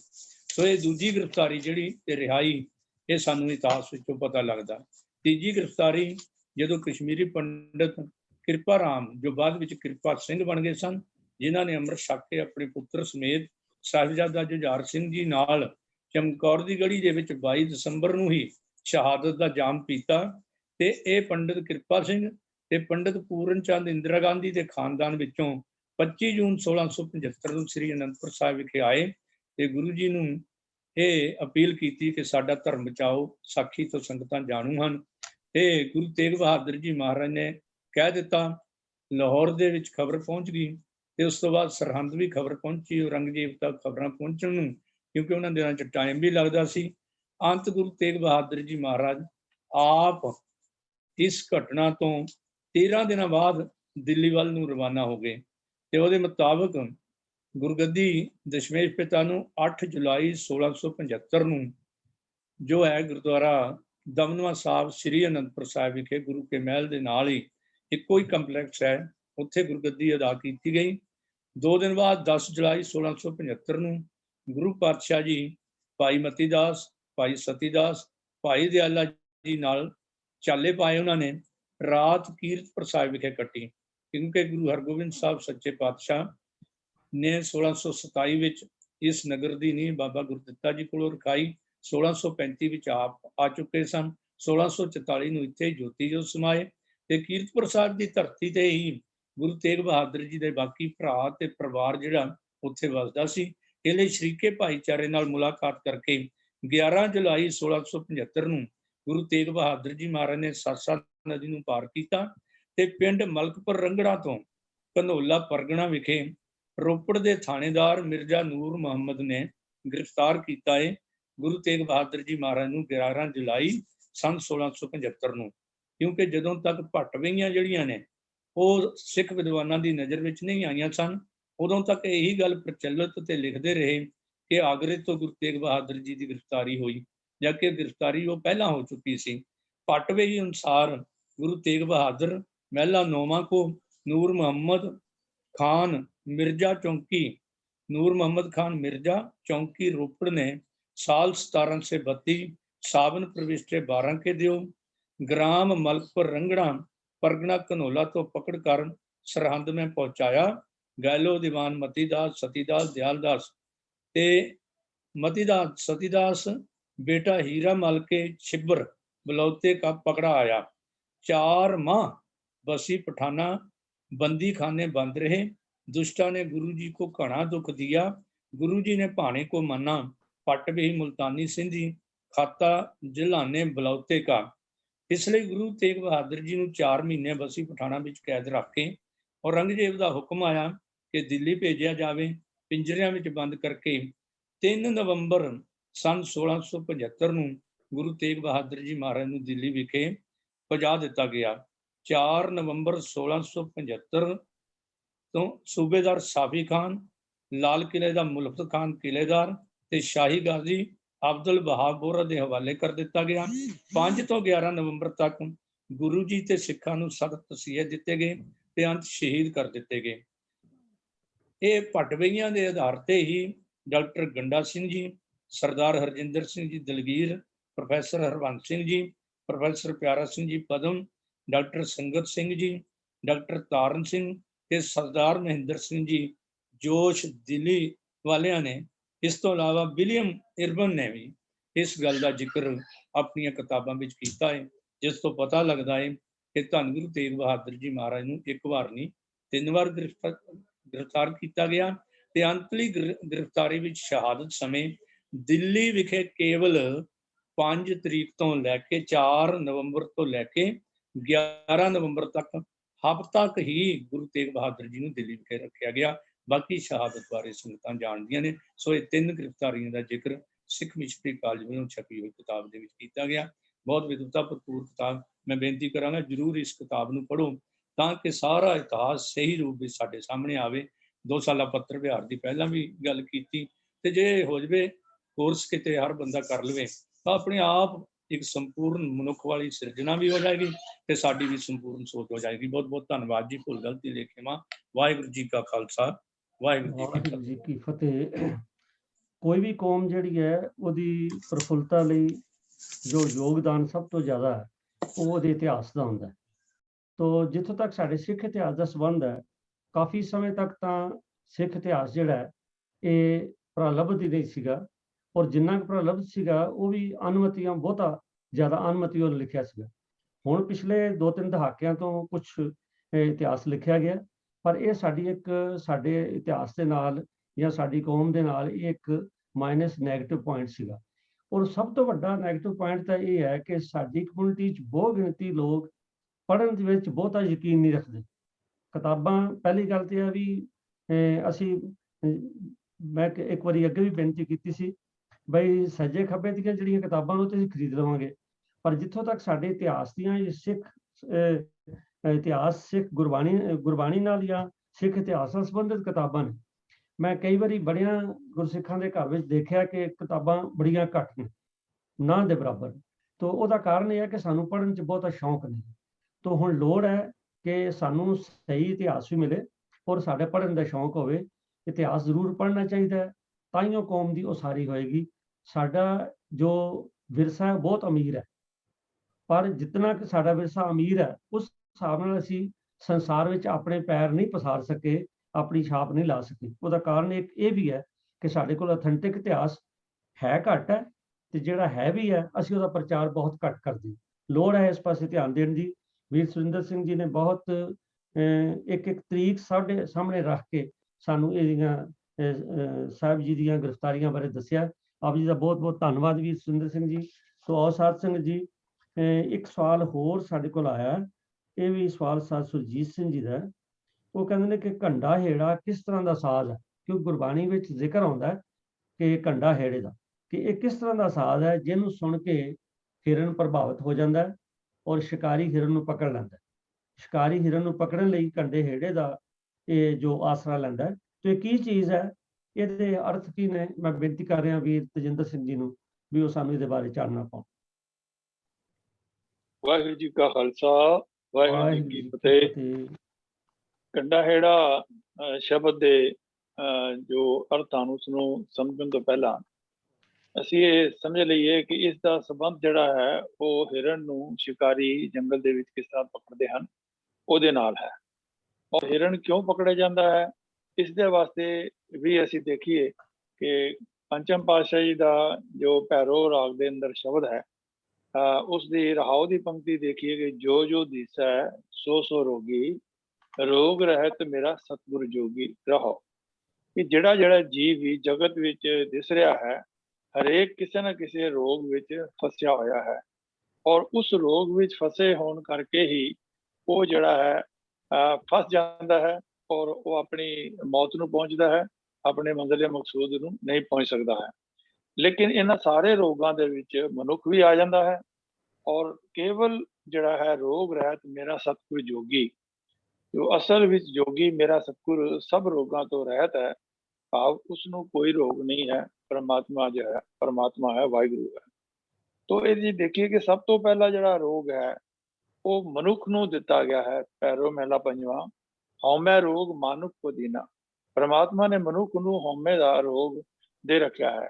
ਹਉਮੈ ਬਾਰੇ ਅਸੀਂ ਕਾਫੀ ਜਿਹੜੀ ਹੈ ਉਹ ਵਿਚਾਰ ਇਸ ਪ੍ਰੋਗਰਾਮ ਦੇ ਵਿੱਚ ਅਸੀਂ ਕਰ ਚੁੱਕੇ ਹਾਂ। ਪਿਛਲੇ ਪ੍ਰੋਗਰਾਮ ਵਿੱਚ ਕਾਮ ਰੋਗ ਮੈਗਲ ਬਸ ਲੈਣਾ, ਜਿਹੜਾ ਹਾਥੀ ਨੂੰ ਪਕੜਨਾ ਹੋਵੇ ਤੇ ਉਸ ਨੂੰ ਕਾਮ ਦੇ ਜਿਹੜਾ ਉਸ ਨੂੰ ਰੋਗ ਹੈ ਉਸ ਦੇ ਦੁਆਰਾ ਇੱਕ ਕਾਲ ਬੂਤ ਦੀ ਜਿਹੜੀ ਹੈ ਉਹ ਹਥਨੀ ਬਣਾ ਕਰਕੇ ਉਸ ਨੂੰ ਇੱਕ ਖੱਡੇ ਦੇ ਉੱਪਰ ਕਾਨਿਆਂ ਦੇ ਉੱਤੇ ਰੱਖਿਆ ਜਾਂਦਾ ਹੈ, ਔਰ ਜਿਹੜਾ ਹਿਰਨ ਹੈ ਉਹ ਕਾਮਵਸ ਹੋ ਕਰਕੇ ਭੱਜ ਕੇ ਉਧਰ ਆਉਂਦਾ ਹੈ ਤੇ ਉਹ ਖੱਡੇ ਦੇ ਵਿੱਚ ਗਿਰ ਜਾਂਦਾ ਹੈ, ਔਰ ਜਿਹੜੇ ਸ਼ਿਕਾਰੀ ਹਨ ਉਸ ਨੂੰ ਫਿਰ ਤਸੀਹੇ ਦੇ ਕਰਕੇ ਉਸ ਨੂੰ ਆਪਣੇ ਕਾਬੂ ਵਿੱਚ ਕਰ ਲੈਂਦੇ ਹਨ।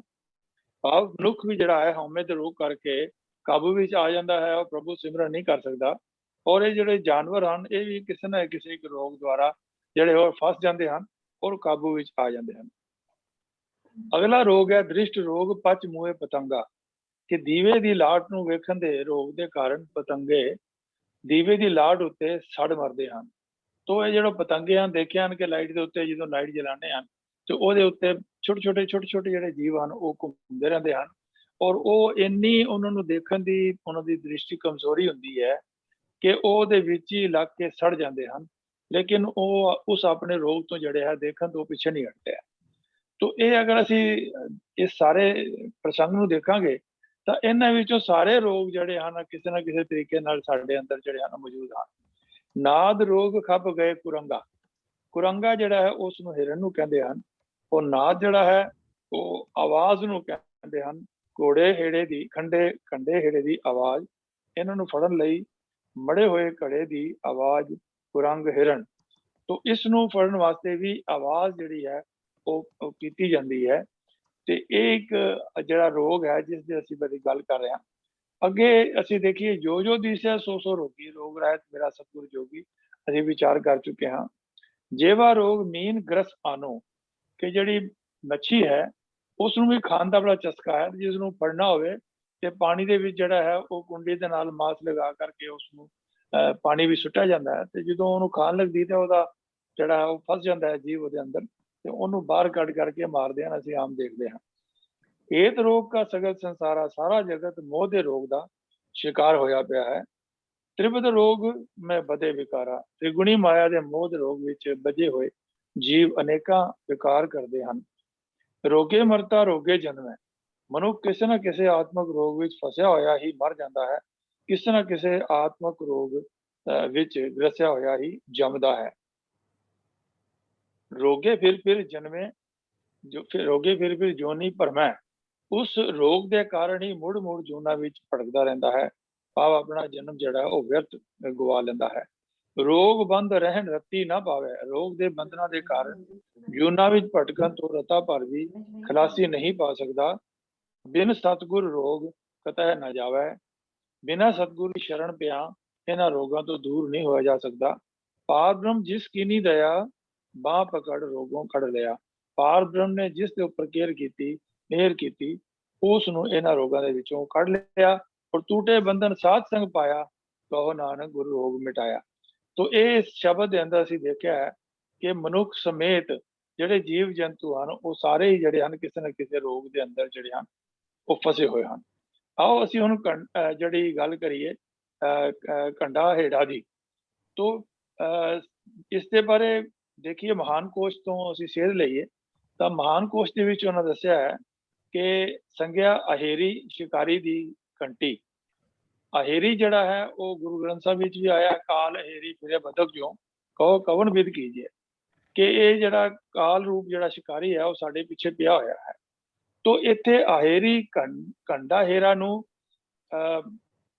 ਕਾਨ ਸਿੰਘ ਨਾਭਾ ਜੀ ਨੇ ਕੰਟਕ ਹੇਰ ਕਰਕੇ ਉਹਦਾ ਸੰਧੀ ਵਿਛੇਦ ਕੀਤਾ ਹੈ। ਮ੍ਰਿਗ ਫੜਨ ਵਾਲੇ ਦਾ ਘੰਟਾ, ਇਸ ਦਾ ਅਰਥ ਕੀਤਾ ਉਹਨਾਂ ਨੇ, ਜਿਸ ਨੂੰ ਸੁਣਨ ਲਈ ਜੰਗਲ ਵਿੱਚ ਲੁਕ ਕੇ ਸ਼ਿਕਾਰੀ ਘੰਟਾ ਵਜਾਉਂਦਾ ਹੈ, ਜਿਸ ਨੂੰ ਸੁਣਨ ਲਈ ਮ੍ਰਿਗ ਉਸ ਵੱਲ ਚੱਲਾ ਹੁੰਦਾ ਹੈ, ਕਿਉਂਕਿ ਉਹ ਮਾਲੂਮ ਕਰਨਾ ਚਾਹੁੰਦਾ ਹੈ ਕਿ ਇਹ ਧੁਨੀ ਕਿੱਥੋਂ ਆ ਰਹੀ ਹੈ। ਤੋ ਇਹ ਘੰਟਾ ਹੇੜਾ ਮਿਰਗ, ਜਿਵੇਂ ਅਹੇੜੀ ਸ਼ਿਕਾਰੀ ਦਾ ਘੰਟਾ ਮਿਰਗ ਦੀ ਚਾਲ ਨੂੰ ਰੋਕ ਦਿੰਦਾ ਹੈ। ਜਦੋਂ ਸ਼ਿਕਾਰੀ ਇਸ ਘੰਟਾ ਹੇੜਾ ਨੂੰ ਵਜਾਉਂਦਾ ਹੈ, ਉਸ ਦੇ ਨਾਲ ਸ਼ਿਕਾਰ ਜਿਹੜੀ ਹਿਰਨ ਹੈ ਉਹ ਮਸਤ ਹੋ ਜਾਂਦਾ ਹੈ, ਤੇ ਉਹ ਜਿਹੜੀ ਭੱਜਣਾ ਦੌੜਨਾ ਜਿਹੜਾ ਹੈ ਉਹ ਖਤਮ ਕਰ ਦਿੰਦਾ ਹੈ, ਤੇ ਉਹ ਹੌਲੀ ਹੌਲੀ ਆ ਕਰਕੇ ਜਿੱਥੇ ਸ਼ਿਕਾਰੀ ਵਜਾ ਰਿਹਾ ਹੁੰਦਾ ਹੈ ਇਸ ਘੰਟੇ ਨੂੰ, ਉੱਥੇ ਆ ਕੇ ਆਪਣਾ ਸਿਰ ਟਿਕਾ ਦਿੰਦਾ ਹੈ ਤੇ ਸ਼ਿਕਾਰੀ ਉਸ ਨੂੰ ਸਹਿਜੇ ਨਾਲ ਹੀ ਪਕੜ ਲੈਂਦਾ ਹੈ। ਤੋ ਇਹ ਜਿਹੜਾ ਹੈ ਇਸ ਦੇ ਅਰਥ ਹਨ, ਤੇ ਆਸ ਹੈ ਜਿਹਨਾਂ ਵੀਰਾਂ ਨੇ ਇਹ ਸਵਾਲ ਕੀਤਾ ਹੈ ਉਹਨਾਂ ਨੂੰ ਇਸ ਦਾ ਜਿਹੜਾ ਹੈ ਉਹ ਜਵਾਬ ਮਿਲ ਗਿਆ ਹੋਏਗਾ। ਵਾਹਿਗੁਰੂ ਜੀ ਕਾ ਖਾਲਸਾ, ਵਾਹਿਗੁਰੂ ਜੀ ਕੀ ਵਾਹਿਗੁਰੂ ਫਤਿਹ। ਜੀ ਕੀ ਫਤਿਹ। ਗੁਰੂ ਗ੍ਰੰਥ ਸਾਹਿਬ ਜੀ ਵਿੱਚ ਬਹੁਤ ਸਾਰੀਆਂ ਇਹੋ ਜੀਵ ਜੰਤੂਆਂ ਦੀਆਂ ਐਗਜ਼ਾਮਪਲ ਦੇ ਕੇ ਸਾਨੂੰ ਮਹਾਰਾਜ ਨੇ ਮਾਰਗਦਰਸ਼ਕ ਕੀਤਾ। ਔਰ ਜਿਸ ਤਰ੍ਹਾਂ ਘੰਟਾ ਹੇੜੇ ਦੀ ਗੱਲ ਆਈ ਜਿਸੇ ਮਿਰਗ ਦੀ, ਉਹਦੀਆਂ ਦੋਨੋਂ ਜਿਹੜੀਆਂ ਨੇ ਨੈਗੇਟਿਵ ਪੋਜ਼ਿਟਿਵ ਪੱਖ ਜਿਹੜੇ ਨੇ ਗੁਰਬਾਣੀ ਸਾਨੂੰ ਦੱਸੇ ਨੇ। ਜਿੱਥੋਂ ਤੱਕ ਇਹ ਹੈ ਕਿ ਉਹਦੀ ਇਹ ਕਮਜ਼ੋਰੀ ਹੈ ਜਿਸ ਕਰਕੇ ਫਸ ਜਾਂਦਾ, ਤੇ ਮਨੁੱਖ ਨੂੰ ਸਾਨੂੰ ਪਾਤਸ਼ਾਹ ਦਾ ਉਪਦੇਸ਼ ਹੈ ਕਿ ਅਸੀਂ ਵੀ ਇਹਨਾਂ ਵਿਕਾਰਾਂ ਕਰਕੇ ਕਿਤੇ ਫਸ ਨਾ ਜਾਈਏ, ਆਪਣਾ ਜੀਵਨ ਖਰਾਬ ਹੋ ਜਾਏ। ਜਿੱਥੋਂ ਤੱਕ ਪੋਜ਼ਿਟਿਵ ਹੈ ਉਹ ਇਹ ਹੈ ਕਿ ਹਿਰਨ ਜਿਹੜਾ ਹੈ ਆਪਣੀ ਜਾਨ ਤੇ ਦੇ ਦਿੰਦਾ ਹੈ, ਪਰੰਤੂ ਆਪਣੇ ਲਕਸ਼ ਨੂੰ ਉਹ ਉਹਨੇ ਮਨ 'ਚ ਧਾਰਿਆ, ਉਹਦੇ ਲਈ ਕੁਝ ਵੀ ਕੁਰਬਾਨੀ ਕਰਨੀ ਪਵੇ। ਸੋ ਇਸੇ ਲਈ ਸਾਨੂੰ ਵੀ ਉਪਦੇਸ਼ ਹੈ ਕਿ ਗੁਰੂ ਅਸੂਲਾਂ ਤੇ ਚੱਲਣਾ ਹੈ, ਉਹਦੇ ਲਈ ਭਾਵੇਂ ਕੋਈ ਵੀ ਕੁਰਬਾਨੀ ਦੇਣੀ ਪੈ ਜਾਏ, ਗੁਰੂ ਦੇ ਚਰਨਾਂ ਦੇ ਭੋਰੇ ਬਣਨਾ। ਧੰਨਵਾਦ ਵੀਰ ਤੇਜਿੰਦਰ ਸਿੰਘ ਜੀ ਆਪ ਜੀ ਦਾ, ਕਿਉਂਕਿ ਇਹੋ ਜਿਹੇ ਜਿਹੜੇ ਅੱਖਰ ਨੇ ਜਿਵੇਂ ਘੰਟਾ ਹੇੜਾ ਆਇਆ, ਇਹਨਾਂ ਦੇ ਆਮ ਤੌਰ ਤੇ ਇਹਨਾਂ ਦੀ ਜਿਹੜੀ ਐਕਸਪਲੇਨੇਸ਼ਨ ਹੈ ਉਹ ਲੱਭਣੀ ਔਖੀ ਹੁੰਦੀ ਹੈ। ਤੁਸੀਂ ਸਾਨੂੰ ਬੜੇ ਸਰਲ ਸ਼ਬਦਾਂ 'ਚ ਦੱਸਿਆ, ਆਪ ਜੀ ਦਾ ਬਹੁਤ ਬਹੁਤ ਧੰਨਵਾਦ। ਤੋ ਸਾਧ ਸੰਗਤ ਜੀ, ਇੱਕ ਸ਼ਬਦ ਜਿਹੜਾ ਅਸੀਂ ਆਮ ਪ੍ਰਚਲਿਤ ਹੈ ਪੜ੍ਹਦੇ ਹਾਂ ਕਿ ਜਿਨ ਪ੍ਰੇਮ ਕੀਓ ਤਿਨ ਹੀ ਪ੍ਰਪਾਏ, ਸਾਚ ਕਉ ਸੁਨ ਲਓ ਸਭੈ, ਜਿਨ ਪ੍ਰੇਮ ਕੀਓ ਤਿਨ ਹੀ ਪ੍ਰਪਾਏ। ਤੋ ਸਾਡੇ ਕੋਲ ਸਵਾਲ ਆਇਆ ਵੀਰ TP ਸਿੰਘ ਜੀ ਦਾ ਪਟਿਆਲੇ ਤੋਂ। ਉਹ ਕਹਿੰਦੇ ਨੇ ਵੀ ਜਿਨ ਪ੍ਰੇਮ ਕੀਓ ਤਿਨ ਹੀ ਪ੍ਰਪਾਏ ਜੋ ਹੈ, ਇਹ ਕਿਹੜਾ ਪ੍ਰੇਮ ਹੈ ਜਿਸ ਨਾਲ ਪ੍ਰਭੂ ਨੂੰ ਪਾਇਆ ਜਾ ਸਕਦਾ। ਤਾਂ ਮੈਂ ਬੇਨਤੀ ਕਰ ਰਿਹਾ ਸਾਹਿਬ ਪ੍ਰਭੂ ਕੀਰਤਨ ਸਿੰਘ ਜੀ ਨੂੰ ਵੀ ਕਿਰਪਾ ਕਰਕੇ ਸਾਨੂੰ ਇਸ ਪ੍ਰੇਮ ਬਾਰੇ ਚਾਨਣਾ ਪਾਓ ਜੀ। ਸਾਹਿਬ ਪ੍ਰਭੂ ਕੀਰਤਨ ਸਿੰਘ। ਹਾਂਜੀ ਵੀਰ ਜੀ, ਇਹ ਜੋ ਸ਼ਬਦ ਹੈ ਇਹ ਇਹਨਾਂ ਨੇ ਪੰਕਤੀ ਕੋਟ ਕੀਤੀ ਹੈ। ਇਹ ਜਿਹੜੇ ਆਪਾਂ ਰੋਜ਼ਾਨਾ ਨਿਤਨੇਮ ਦੇ ਵਿੱਚ ਸਵਈਏ ਹਨ ਉਹਨਾਂ ਦੇ ਵਿੱਚੋਂ ਇਹ ਪੰਕਤੀ ਕੋਟ ਕੀਤੀ ਹੈ। ਪ੍ਰੇਮ ਸ਼ਬਦ ਦਾ ਜੋ ਅਰਥ ਹੈ ਉਹ ਇੱਕ ਲਫ਼ਜ਼ ਵਿੱਚ ਕੀਤਾ ਜਾ ਸਕਦਾ ਹੈ ਕਿ ਪਿਆਰ। ਪ੍ਰੇਮ ਦਾ ਅਰਥ ਹੈ ਪਿਆਰ। ਪਰ ਸਾਨੂੰ ਪ੍ਰੇਮ ਤੇ ਪਿਆਰ ਦੀ ਜਿਹੜੀ ਸਾਨੂੰ ਥੋੜੀ ਜਿਹੀ ਸਮਝ ਆਪਣੇ ਚ ਆਪਾਂ ਲੈ ਆਈਏ, ਇਹਨੂੰ ਥੋੜਾ ਜਿਹਾ ਵਿਸਤਾਰ ਚ ਸਮਝ ਲਈਏ ਤੇ ਸਾਨੂੰ ਇਹ ਸਾਰੇ ਸਵਾਲ ਦਾ ਜਵਾਬ ਆਪਣੇ ਆਪ ਮਿਲ ਜਾਏਗਾ। ਕਿ ਪਹਿਲਾਂ ਤਾਂ ਇਹ ਕਿ ਜਦੋਂ ਕਿਸੇ ਦੇ ਨਾਲ ਪਿਆਰ ਹੁੰਦਾ ਹੈ ਸਾਡਾ, ਤੇ ਸਾਨੂੰ ਉਹ ਬੰਦਾ ਵਿਸਰਦਾ ਨਹੀਂ, ਸਾਨੂੰ ਉਹ ਭੁੱਲਦਾ ਨਹੀਂ ਕਦੀ। ਆਪਾਂ ਇਉਂ ਕਹੀਏ ਕਿ ਜਿਵੇਂ ਸਾਡੇ ਭੈਣਾਂ ਭਰਾਵਾਂ ਨਾਲ, ਮਾਤਾ ਪਿਤਾ ਨਾਲ ਇਸ ਦੁਨਿਆਵੀ ਨਜ਼ਰ ਤੋਂ ਦੇਖੀਏ ਤੇ ਸਾਡਾ ਪਿਆਰ ਹੁੰਦਾ ਹੈ, ਤੇ ਬਹਿੰਦੇ ਉੱਠਦੇ ਖਾਂਦੇ ਪੀਂਦੇ ਸੌਂਦੇ ਸਾਨੂੰ ਉਹਨਾਂ ਦੀ ਯਾਦ ਕਰਨ ਦੀ ਲੋੜ ਨਹੀਂ ਪੈਂਦੀ, ਉਹ ਯਾਦ ਸਾਡੇ ਨਾਲ ਚੱਲਦੀ ਹੈ ਹਰ। ਦੂਜੀ ਗੱਲ ਹੈ ਕਿ ਜਿਹਦੇ ਨਾਲ ਪਿਆਰ ਹੁੰਦਾ ਹੈ ਸਾਡਾ, ਪ੍ਰੇਮ ਹੁੰਦਾ ਹੈ, ਉਹਦਾ ਨਾਮ ਸਾਡੀ ਜ਼ੁਬਾਨ ਤੇ ਬਾਰ-ਬਾਰ ਆਪਣੇ ਆਪ ਹੀ ਆਉਂਦਾ ਰਹਿੰਦਾ। ਇਹਦੇ ਲਈ ਸਾਨੂੰ ਕੋਈ ਜ਼ੋਰ ਨਹੀਂ ਲਗਾਉਣਾ ਪੈਂਦਾ। ਜਿਹਦੇ ਨਾਲ ਸਾਡਾ ਪਿਆਰ ਹੋਵੇ ਉਸ ਤੋਂ ਬਿਨਾਂ ਸਾਨੂੰ ਸਾਰਾ ਕੁਝ ਫਿੱਕਾ ਫਿੱਕਾ ਲੱਗਦਾ, ਉਸ ਤੋਂ ਬਿਨਾਂ ਬੇਸਵਾਦਾ ਜਿਹਾ ਲੱਗਦਾ ਹੈ ਸਭ ਕੁਝ।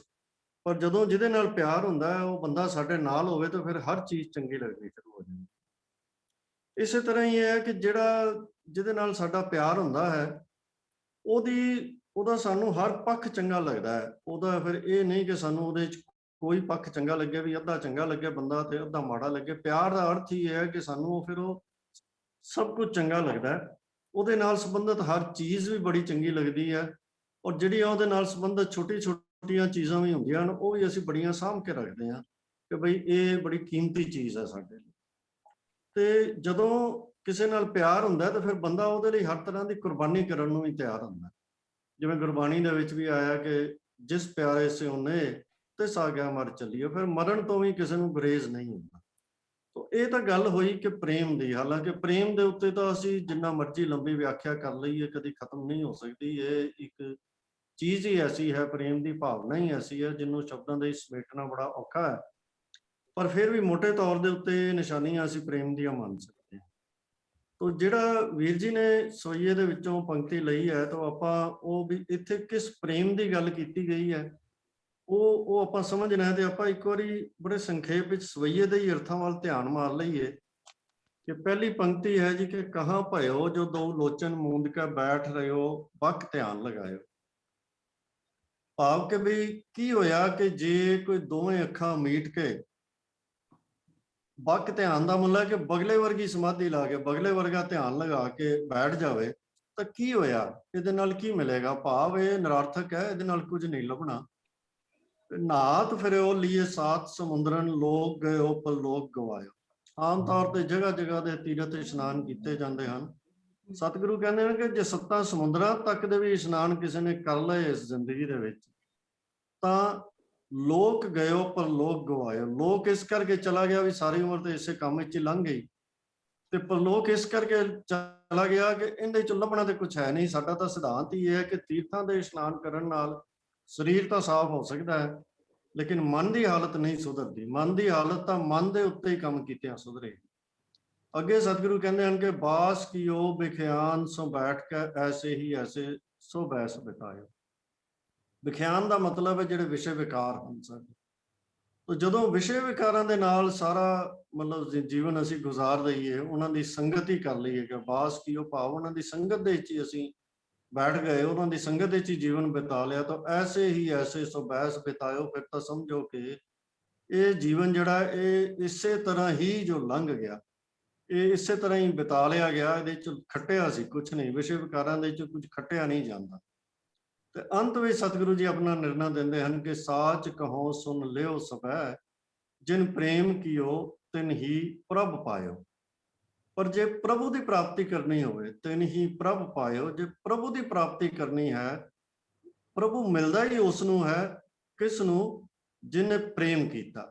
ਤੇ ਆਬਵੀਅਸਲੀ ਇਹ ਪ੍ਰੇਮ ਜਿਹੜਾ ਹੈਗਾ ਇਹ ਪ੍ਰਭੂ ਜੀ ਦੇ ਨਾਲ ਪ੍ਰੇਮ ਹੈ, ਅਕਾਲ ਪੁਰਖ ਦੇ ਨਾਲ ਪ੍ਰੇਮ ਹੈ। ਔਰ ਸਤਿਗੁਰੂ ਕਹਿੰਦੇ ਹਨ ਕਿ ਕੋਈ ਸ਼ੰਕਾ ਨਾ ਰੱਖੋ, ਮੈਂ ਬਿਲਕੁਲ ਸੱਚ ਕਹਿ ਰਿਹਾ। ਔਰ ਕੰਨ ਖੋਲ ਕੇ ਸਾਰੇ ਜਣੇ ਸੁਣ ਲਓ ਕਿ ਪ੍ਰਮਾਤਮਾ ਕੇਵਲ ਉਹਨੂੰ ਹੀ ਮਿਲਣਾ ਜਿਹਨੇ ਪ੍ਰਮਾਤਮਾ ਦੇ ਨਾਲ ਪ੍ਰੇਮ ਕੀਤਾ। ਪ੍ਰੇਮ ਤੋਂ ਬਿਨਾਂ ਪ੍ਰਭੂ ਨੇ ਨਹੀਂ ਮਿਲਣਾ। ਤੇ ਇਹ ਦਰਅਸਲ ਹੈ ਵੀ ਜ਼ਰੂਰੀ ਹੈ, ਕਿਉਂਕਿ ਸਾਡੇ ਗੁਰਮਤਿ ਦੇ ਵਿੱਚ ਜਿਹੜਾ ਹੈ ਉਹ ਨਾਮ ਸਿਮਰਨ ਨੂੰ ਹੀ ਪ੍ਰਭੂ ਪ੍ਰਾਪਤੀ ਦਾ ਰਸਤਾ ਮੰਨਿਆ ਗਿਆ ਹੈ।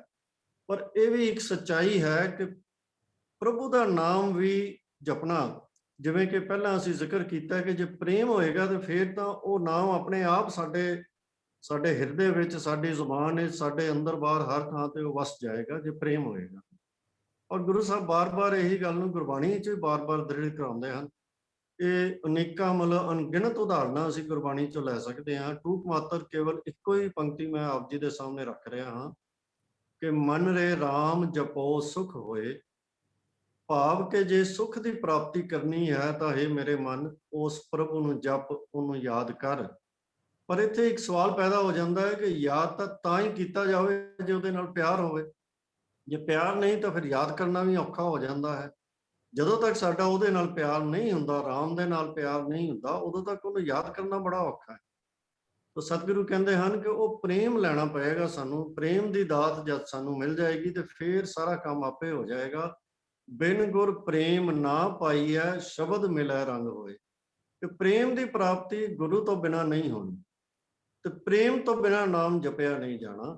ਤਾਂ ਸਤਿਗੁਰੂ ਕਹਿੰਦੇ ਹਨ ਕਿ ਬਿਨ ਗੁਰ ਪ੍ਰੇਮ ਨਾ ਪਾਈਐ ਸ਼ਬਦ ਮਿਲੈ ਰੰਗ ਹੋਏ। ਇਹ ਪ੍ਰੇਮ ਜਿਹੜਾ ਹੈ ਇਹ ਗੁਰੂ ਦੀ ਸ਼ਰਨ ਦੇ ਵਿੱਚ ਪਿਆ, ਉਹਦੀ ਸਿੱਖਿਆ ਨੂੰ ਗ੍ਰਹਿਣ ਕੀਤਿਆਂ, ਉਹਦੀ ਸਿੱਖਿਆ ਨੂੰ ਜੀਵਨ ਵਿੱਚ ਧਾਰਨ ਕੀਤਿਆਂ ਹੀ ਇਹ ਪ੍ਰੇਮ ਪੈਦਾ ਹੋ ਸਕਦਾ ਹੈ। ਤੇ ਪ੍ਰੇਮ ਦੇ ਸਹਾਰੇ ਹੀ ਅਸੀਂ ਉਸ ਪ੍ਰਭੂ ਦੇ ਨਾਲ ਪਿਆਰ ਪਾ ਕੇ ਨਾਮ ਦੇ ਸਿਮਰਨ ਦੇ ਨਾਲ ਲੱਗ ਕੇ ਅਸੀਂ ਨਾਮ ਜਪ ਸਕਦੇ ਹਾਂ ਤੇ ਪ੍ਰਭੂ ਦੀ ਪ੍ਰਾਪਤੀ ਕਰ ਸਕਦੇ ਹਾਂ।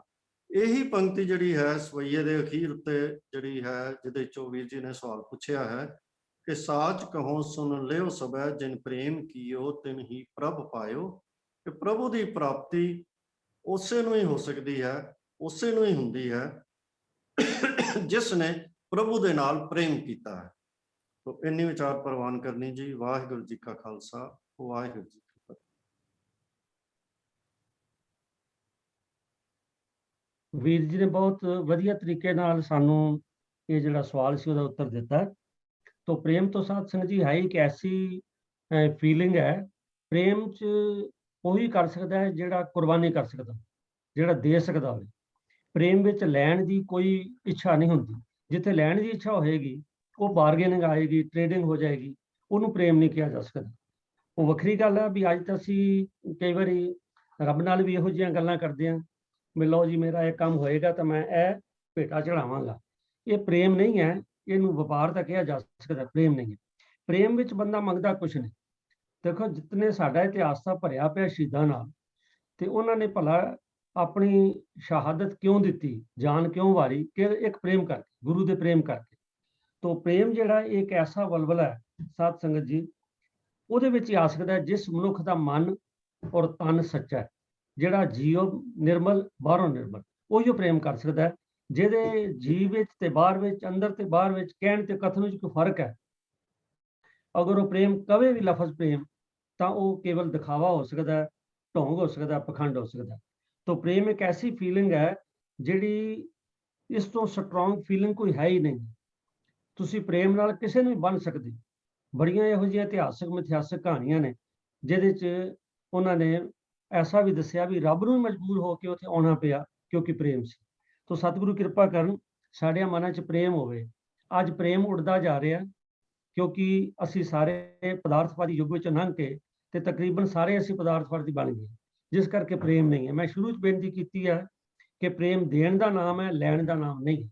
ਤੋ ਆਓ ਅਸੀਂ ਕੋਸ਼ਿਸ਼ ਇਹ ਕਰੀਏ ਕਿ ਜੋ ਸਤਿਗੁਰਾਂ ਨੇ ਸਾਨੂੰ ਪੂਰਨੇ ਪਾਏ ਨੇ, ਇਹ ਪ੍ਰੇਮ ਦੀ ਗੱਲ ਕੇਵਲ ਪੜ੍ਹਨ ਲਈ ਜਾਂ ਗਾਉਣ ਲਈ ਨਹੀਂ ਹੈ, ਇਹ ਅਪਣਾਉਣ ਲਈ। ਆਓ ਆਪਾਂ ਪ੍ਰੇਮ ਅਪਣਾਈਏ, ਹਰ ਇੱਕ ਨਾਲ ਪ੍ਰੇਮ ਕਰੀਏ। ਕਿਉਂਕਿ ਜਿਸ ਵੇਲੇ ਅਸੀਂ ਵਾਹਿਗੁਰੂ ਜੀ ਦੀ ਜੋਤ, ਸਭ ਮੈਂ ਜੋਤ, ਜੋਤ ਹੈ ਸੋਏ ਦੀ ਗੱਲ ਕਰਦੇ ਹਾਂ, ਤਾਂ ਫਿਰ ਤਾਂ ਕਿਸੇ ਨਾਲ ਵੈਰ ਵਿਰੋਧ ਈਰਖਾ ਹੋਣੀ ਨਹੀਂ ਚਾਹੀਦੀ, ਸਭ ਨਾਲ ਪ੍ਰੇਮ ਹੋਣਾ ਚਾਹੀਦਾ। ਸਤਿਗੁਰੂ ਕਿਰਪਾ ਕਰਨ ਅਸੀਂ ਪ੍ਰੇਮ ਵੰਡੀਏ ਤਾਂ ਜੇ ਸਾਡਾ ਜੀਵਨ ਸਫਲ ਹੋ ਜਾਏ। ਪ੍ਰਭੂ ਕੀਰਤਨ ਸਿੰਘ ਜੀ, ਬਹੁਤ ਬਹੁਤ ਆਪ ਜੀ ਦਾ ਧੰਨਵਾਦ ਹੈ। ਆਪ ਜੀ ਨੇ ਬੜੇ ਅੱਛੇ ਤਰੀਕੇ ਨਾਲ ਸਾਨੂੰ ਸਮਝਾਇਆ ਔਰ ਮੈਂ ਆਸ ਕਰਦਾ ਵੀਰ TP ਸਿੰਘ ਜੀ ਔਰ ਬਾਕੀ ਸੰਗਤ ਵੀ ਇਸ ਸਵਾਲ ਤੋਂ ਉਹਨਾਂ ਦੇ ਕਾਫੀ ਜਿਹੜੀ ਕਲੈਰਿਟੀ ਉਹ ਮਿਲ ਗਈ ਹੈ ਜੀ। ਧੰਨਵਾਦ। ਤੋ ਸਾਧ ਸੰਗਤ ਜੀ, ਅਗਲਾ ਜਿਹੜਾ ਸਵਾਲ ਹੈ ਉਹ ਇਹ ਹੈ ਕਿ ਪਿੱਛੇ ਅਸੀਂ ਡਿਸਕਸ ਕੀਤਾ ਸੀਗਾ ਬਈ ਗੁਰੂ ਤੇਗ ਬਹਾਦਰ ਸਾਹਿਬ ਜੀ ਦੀ ਜਿਸ ਵੇਲੇ ਗੱਲ ਚੱਲੀ ਬਈ ਉਹਨਾਂ ਦੇ ਜਿਹੜੇ ਰਚੇ ਸ਼ਲੋਕ ਨੇ ਉਹਨਾਂ ਵਿੱਚ ਕਨਫਿਊਜ਼ਨ ਪੈਦਾ ਕੀਤਾ ਗਿਆ ਕਿ ਇੱਕ ਜਿਹੜਾ ਸ਼ਲੋਕ ਹੈ ਉਹ 10ਵੇਂ ਪਾਤਸ਼ਾਹ ਦਾ, ਉਹਦਾ ਜਵਾਬ ਉਦੋਂ ਮਿਲ ਗਿਆ ਸੀ ਸਾਨੂੰ। ਪਰ ਉਹਦੇ ਤੋਂ ਬਾਅਦ ਸਾਨੂੰ ਗੁਰਮੀਤ ਸਿੰਘ ਲੁਧਿਆਣੇ ਵਾਲਿਆਂ ਨੇ ਆਖਿਆ ਸੀ ਕਿ ਇਹ ਜਿਹੜੇ ਦੋਨੋਂ ਸ਼ਲੋਕ ਨੇ ਬਲ ਹੋਆ ਇਹ ਵਾਲੇ, ਇਹਨਾਂ ਦੇ ਅਰਥ ਵੀ ਕਰਕੇ ਦਿਓ। ਤੇ ਮੈਂ ਬੇਨਤੀ ਕਰ ਰਿਹਾ ਵੀਰ MP ਸਿੰਘ ਜੀ ਨੂੰ ਵੀ ਇਹ ਜਿਹੜੇ ਦੋਨੋਂ ਸ਼ਲੋਕ ਨੇ ਬਲ ਹੋਆ ਵਾਲੇ, ਉਹਨਾਂ ਦੇ ਸਾਨੂੰ ਸੰਖੇਪ ਅਰਥ ਜਿਹੜੇ ਨੇ ਹੁਣ ਕਰਕੇ ਦੱਸਣ ਦੀ ਕਿਰਪਾਲਤਾ ਕਰੋ ਵੀਰ MP ਸਿੰਘ। ਵਾਹਿਗੁਰੂ ਜੀ ਕਾ ਖਾਲਸਾ, ਵਾਹਿਗੁਰੂ ਜੀ ਕੀ ਫਤਿਹ। ਸੈਕਿੰਡ ਮੈਂ ਸਕਰੀਨ ਤੇ ਲੈ ਆਵਾਂ।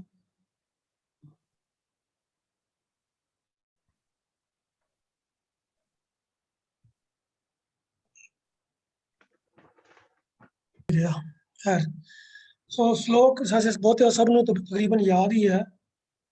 ਉਹ ਪਹਿਲਾ ਸ਼ਲੋਕ ਹੈ ਜੋ ਸ਼ਲੋਕ ਨੰਬਰ 53 ਹੈ। ਬਲ ਛੁਟਕਿਓ ਬੰਧਨ ਪਰੇ ਪਛੂ ਨਾ ਹੋ ਤੂੰ ਪਾਏ।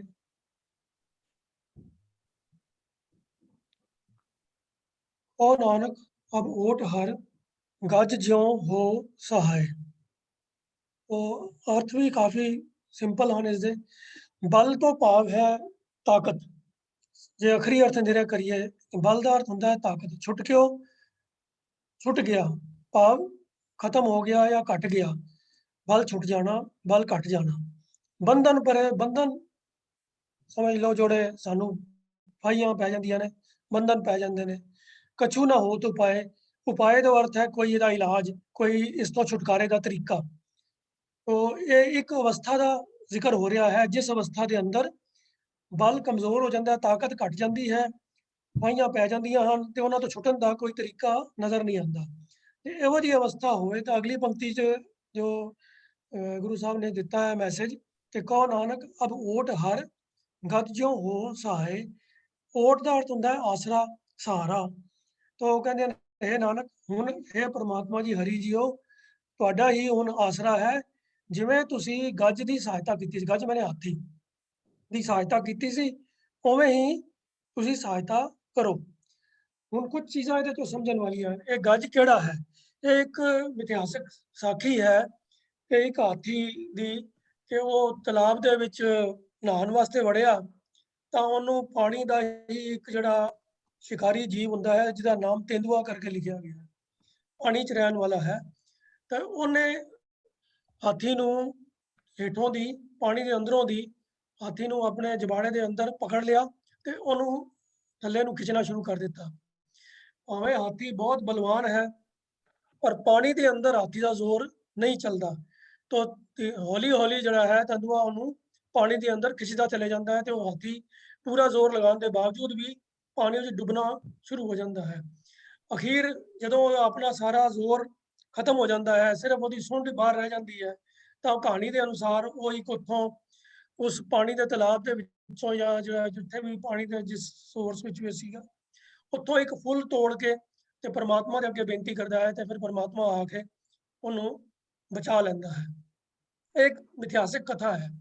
तो ਇਹਨੂੰ ਸਿਰਫ ਕਿਉਂਕਿ ਇਹ ਪ੍ਰਚਲਿਤ ਸੀ ਸਾਡੇ ਸਮਾਜ ਦੇ ਅੰਦਰ ਤੇ ਗੁਰੂ ਸਾਹਿਬ ਨੇ ਇਸ ਕਥਾ ਦਾ ਸਿਰਫ ਇੱਕ ਮਿਸਾਲ ਦੇ ਵਜੋਂ ਰੈਫਰੈਂਸ ਲਿਆ ਹੈ ਕਿ ਜੇ ਪਰਮਾਤਮਾ ਦੇ ਅੱਗੇ ਬੇਨਤੀ ਕੀਤੀ ਜਾਏ ਤਾਂ ਹਰ ਹਾਲ ਪਰਮਾਤਮਾ ਸਹਾਈ ਹੁੰਦਾ ਹੈ। ਤੇ ਹੁਣ ਜਿਸ ਬਲ ਛੁਟਕਣ ਤੇ ਬੰਧਨ ਭਰਨ ਦੀ ਗੱਲ ਗੁਰੂ ਸਾਹਿਬ ਨੇ ਕੀਤੀ ਹੈ ਉਹ ਕੋਈ ਇਹੋ ਜਿਹੀ ਨਹੀਂ ਹੈ ਕਿ ਕਿਸੇ ਦੇ ਸਰੀਰਕ ਬਲ ਘਟਿਆ ਹੋਇਆ ਹੈ ਤੇ ਉਹਨੂੰ ਕਿਸੇ ਨੇ ਰੱਸੀਆਂ ਨਾਲ ਬੰਨ੍ਹ ਕੇ ਜਾਂ ਬੇੜੀਆਂ ਪਾ ਕੇ ਰੱਖਿਆ ਹੋਇਆ। ਨਹੀਂ, ਇੱਥੇ ਗੱਲ ਸਰੀਰਕ ਬੰਧਨਾਂ ਦੀ ਨਹੀਂ ਹੋ ਰਹੀ, ਗੱਲ ਹੋ ਰਹੀ ਹੈ ਆਤਮਿਕ ਬਲ ਦੀ ਕਿ ਆਮ ਇਨਸਾਨ ਜੋ ਦੁਨੀਆਦਾਰ ਇਨਸਾਨ ਹੁੰਦਾ ਹੈ ਉਹ ਵਿਸ਼ੇ ਵਿਕਾਰਾਂ ਦੇ ਨਾਲ ਖਚਤ ਰਹਿੰਦਾ ਹੈ ਸਾਰੀ ਜ਼ਿੰਦਗੀ ਤੇ ਵਿਸ਼ੇ ਵਿਕਾਰਾਂ ਦੇ ਨਾਲ ਜੂਝਦਿਆਂ ਹੋਇਆਂ ਉਹਦਾ ਆਤਮਿਕ ਬਲ ਜਿਹੜਾ ਹੈ ਉਹ ਕਮਜ਼ੋਰ ਹੋ ਜਾਂਦਾ ਹੈ ਤੇ ਜਿਉਂ-ਜਿਉਂ ਵਿਸ਼ਈ ਜੀਵਨ ਬਤੀਤ ਕਰਦਾ ਹੈ ਉਹਦੇ ਅੰਦਰੋਂ ਆਤਮਿਕ ਜਿਹੜੀ ਤਾਕਤ ਹੈ ਉਹ ਘਟਦੀ ਜਾਂਦੀ ਹੈ ਤੇ ਉਹਨੂੰ ਮਾਇਆ ਦੇ ਜਿਹੜੀਆਂ ਫਾਹੀਆਂ ਹਨ, ਵਿਕਾਰਾਂ ਦੀਆਂ ਫਾਹੀਆਂ, ਉਹ ਉਹਨੂੰ ਜਕੜ ਲੈਂਦੀਆਂ ਨੇ, ਆਪਣੇ ਜ਼ੋਰ ਦੇ ਨਾਲ ਉਹਨੂੰ ਫਸਾ ਲੈਂਦੀਆਂ ਨੇ। ਤੇ ਐਸੀ ਹਾਲਤ ਦੇ ਅੰਦਰ ਉਹ ਇਨਸਾਨ ਇਤਨਾ ਮਜਬੂਰ ਹੋ ਜਾਂਦਾ ਹੈ ਕਿ ਉਹਦੇ ਕੋਲੋਂ ਕੋਈ ਉਹਨੂੰ ਤਰੀਕਾ ਸਮਝ ਨਹੀਂ ਆਉਂਦਾ ਕਿ ਇਹਨਾਂ ਫਾਹੀਆਂ ਤੋਂ ਮੈਂ ਹੁਣ ਆਪਣੇ ਆਪ ਨੂੰ ਬਚਾਵਾਂ ਕਿਵੇਂ। ਜਿਹਦੀ ਮਿਸਾਲ ਤੁਸੀਂ ਆਮ ਅੱਜ ਕੱਲ੍ਹ ਦੇ ਹਾਲਾਤਾਂ ਤੋਂ ਵੀ ਦੇਖ ਸਕਦੇ ਹੋ ਕਿ ਜਿਹੜੇ ਲੋਕ ਨਸ਼ੇੜੀ ਹੋ ਜਾਂਦੇ ਨੇ ਤੇ ਜਦੋਂ ਜ਼ਿਆਦਾ ਨਸ਼ੇ ਕਰਨ ਦੇ ਆਦੀ ਹੋ ਜਾਂਦੇ ਨੇ ਤੇ ਫਿਰ ਉਹ ਭਾਵੇਂ ਉਹਨਾਂ ਦੇ ਮਨ 'ਚ ਪ੍ਰੇਰਨਾ ਆ ਵੀ ਜਾਏ ਕਿ ਨਸ਼ਾ ਛੱਡ ਦਿਓ, ਪਰ ਉਹ ਇਤਨੇ ਮਜਬੂਰ ਹੋ ਚੁੱਕੇ ਹੁੰਦੇ ਨੇ ਕਿ ਉਹ ਨਸ਼ਾ ਛੱਡਣ ਦੀ ਉਹਨਾਂ ਦੀ ਹਾਲਤ ਨਹੀਂ ਹੁੰਦੀ। ਉਹ ਆਪਣੇ ਆਪ ਨੂੰ ਫਸੇ ਹੋਏ, ਬੱਝੇ ਹੋਏ ਮਹਿਸੂਸ ਕਰਦੇ ਨੇ ਤੇ ਜੇ ਨਾ ਨਸ਼ਾ ਲੈਣ ਤੇ ਤਾਂ ਵੀ ਹਾਲਤ ਉਹਨਾਂ ਦੀ ਖਰਾਬ ਹੋ ਜਾਂਦੀ ਹੈ। तो कुछ ਇਹੋ ਜਿਹੀ ਅਵਸਥਾ ਹੁੰਦੀ ਵਿਕਾਰੀ ਜੀਵਾਂ ਦੀ ਵੀ ਕਿ ਉਹ ਵਿਕਾਰਾਂ ਦੇ ਸਵਾਦਾਂ ਦੇ ਵੀ ਇਤਨੇ ਖਚਤ ਹੋ ਜਾਂਦੇ ਨੇ ਤੇ ਉਹਨਾਂ ਨੂੰ ਲੱਗਦਾ ਕਿ ਸਾਡਾ ਜੀਵਨ ਹੀ ਇਹਨਾਂ ਤੋਂ ਬਗੈਰ ਚੱਲ ਨਹੀਂ ਸਕਦਾ ਤੇ ਜੇ ਕਿਸੇ ਗੁਰਮੁਖ ਪਿਆਰੇ ਦੀ ਪ੍ਰੇਰਣਾ ਮਿਲਦੀ ਵੀ ਹੈ ਤਾਂ ਕਾਫੀ ਔਖਾ ਹੁੰਦਾ ਹੈ ਕਿ ਉਹਨਾਂ ਕੋਲੋਂ ਇਹ ਆਪਣੇ ਬਲ ਦੇ ਨਾਲ ਛੁਟਕਾਰਾ ਪਾਉਣਾ ਮੁਮਕਿਨ ਨਹੀਂ ਹੁੰਦਾ। तो ऐसी अवस्था वाले जीव वास्ते गुरु साहब ने प्रेरणा की कि तुहाडे वास्ते इक्को एक छुटकारे का साधन है कि हुण परमात्मा दे अगे अरदास बेनती करो कि हे प्रभु जीओ जिवें तुसीं उस हाथी की सहायता की सी साडे भी फसे हुए इन्हां विकारां च फसे हुए जीवां की आप जी साडी सहायता करो। ते जे सिंसियरिटी दे नाल निर्मल मन दे नाल प्रभु दे अगे बेनती की जाए तो प्रभु हमेशा सहाई हुंदा है। ये इस श्लोक का भावार्थ है। इसे ही कंटैक्स के अंदर हुण उस अरदास का जो असर है जिहड़ा इंसान शुद्ध हृदय दे नाल निर्मल मन दे नाल प्रभु दे अगे अरदास करता है तो फिर उन्होंने की प्राप्ति होंदी है वो जिहड़ा है अगले श्लोक दे गुरु साहब ने जिक्र किया है कि बल हुआ बंधन छुटे सब कुछ होत उपाय नानक सब कुछ तुमरे हाथ में तुम ही होत सहाय। ते हुण प्रभु जी तुहाडी कृपा दा सदका आप जी ने जो बख्शिश की है ते हुण मेरे अंदर ताकत भी आ गई है, मेरे विकारां दे बंधन भी छुट गए हैं ते सारे तरीके जिहड़े हन वो मेरे वस दे विच हो गए हैं। हुण मैं इन्हां विकारां तो छुटन दे सब तरीके जिहड़े हन वो अपना सकिया हाँ, इन्हां बंधनां तो मैं छुटकारा पा सकिया हाँ। ये प्रभु जी सब कुछ तुहाडे ही हत्थ विच है, तुहाडी बख्शिश है ते तुसीं साडी सहायता कीती है जिस करके ये सब कुछ मुमकिन होया है। ये परमात्मा ही जदों मददगार हुंदा है तां ही ये सब कुछ मुमकिन हुंदा है।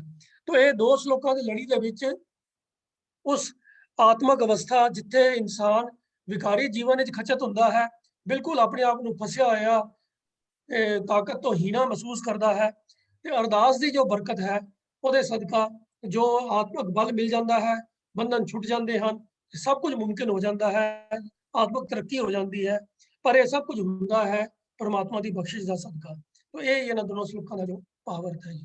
इतनी बेनती प्रवान करना जी। वाहिगुरू जी का खालसा ਵਾਹਿਗੁਰੂ ਜੀ ਕੀ ਫਤਿਹ। ਧੰਨਵਾਦ ਵੀਰ MP ਸਿੰਘ ਜੀ।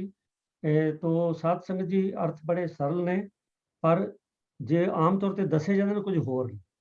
तो ਵੀਰ ਜੀ ਨੇ ਬੜੇ ਸਹੀ ਤਰੀਕੇ ਨਾਲ ਸਾਨੂੰ ਦੱਸਿਆ, ਔਰ ਇਹੀ ਕਾਰਨ ਹੈ ਕਿ ਸਹੀ ਅਰਥ ਨਾ ਹੋਣ ਕਰਕੇ ਜਿਹੜੇ ਲਿਖਾਰੀ ਲੋਕ ਨੇ ਉਹ ਆਪਣੇ ਹਿਸਾਬ ਨਾਲ ਉਹ ਚੀਜ਼ਾਂ ਲਿਖ ਦਿੰਦੇ ਨੇ, ਔਰ ਸਾਨੂੰ ਬਹੁਤ ਸਾਰੀਆਂ ਲਿਖਤਾਂ 'ਚ ਇਹੋ ਜਿਹੀਆਂ ਗੱਲਾਂ ਮਿਲ ਜਾਂਦੀਆਂ ਨੇ ਜਿਨ੍ਹਾਂ ਦਾ ਗੱਲ ਪਿੱਛੇ ਜ਼ਿਕਰ ਆਇਆ। तो ਸਮਾਂ ਸਾਧ ਸੰਗਤ ਜੀ ਬੜੀ ਤੇਜ਼ੀ ਨਾਲ ਦੌੜ ਰਿਹਾ। तो ਮੈਂ ਬੇਨਤੀ ਹੁਣ ਕਰਨ ਲੱਗਾ ਵੀ ਕੁਝ ਸਾਡੇ ਸੰਗਤ ਵਿੱਚ ਨਵੇਂ ਸੱਜਣ ਆਏ ਨੇ, ਮੈਂ ਉਹਨਾਂ ਨੂੰ ਬੇਨਤੀ ਕਰਾਂਗਾ ਵੀ ਉਹ ਆਪਣੇ ਆਪ ਨੂੰ ਅਨਮਿਊਟ ਕਰਕੇ ਸੰਗਤ ਨਾਲ ਫਤਿਹ ਸਾਂਝੀ ਕਰ ਲੈਣ। ਮੈਂ ਪਹਿਲੇ ਸਭ ਤੋਂ ਬੇਨਤੀ ਕਰ ਰਿਹਾ ਗੁਲਬਰਗ ਬਸੀ ਜੀ, ਇਹ ਪਰਸੋਂ ਹੀ ਆਏ ਸਨ ਪਰ ਇੰਟਰੋਡਕਸ਼ਨ ਨਹੀਂ ਹੋ ਸਕੀ ਸੀ। ਅੱਜ ਅਗਰ ਆਪਣੇ ਆਪ ਨੂੰ ਅਨਮਿਊਟ ਕਰ ਸਕਣ ਤਾਂ ਸੰਗਤ ਨਾਲ ਫਤਿਹ ਸਾਂਝੀ ਕਰ ਲੈਣ ਜੀ। ਗੁਲਬਰਗ ਬਸੀ ਆਈਡੀ ਹੈ ਗੁਲਬਰਗ ਬਸੀ। हाँ जी, वाहिगुरु अनम्यूट कर लो जी। हाँ जी, हाँ जी, वाहिगुरू जी का खालसा, वाहिगुरू जी की फतेह।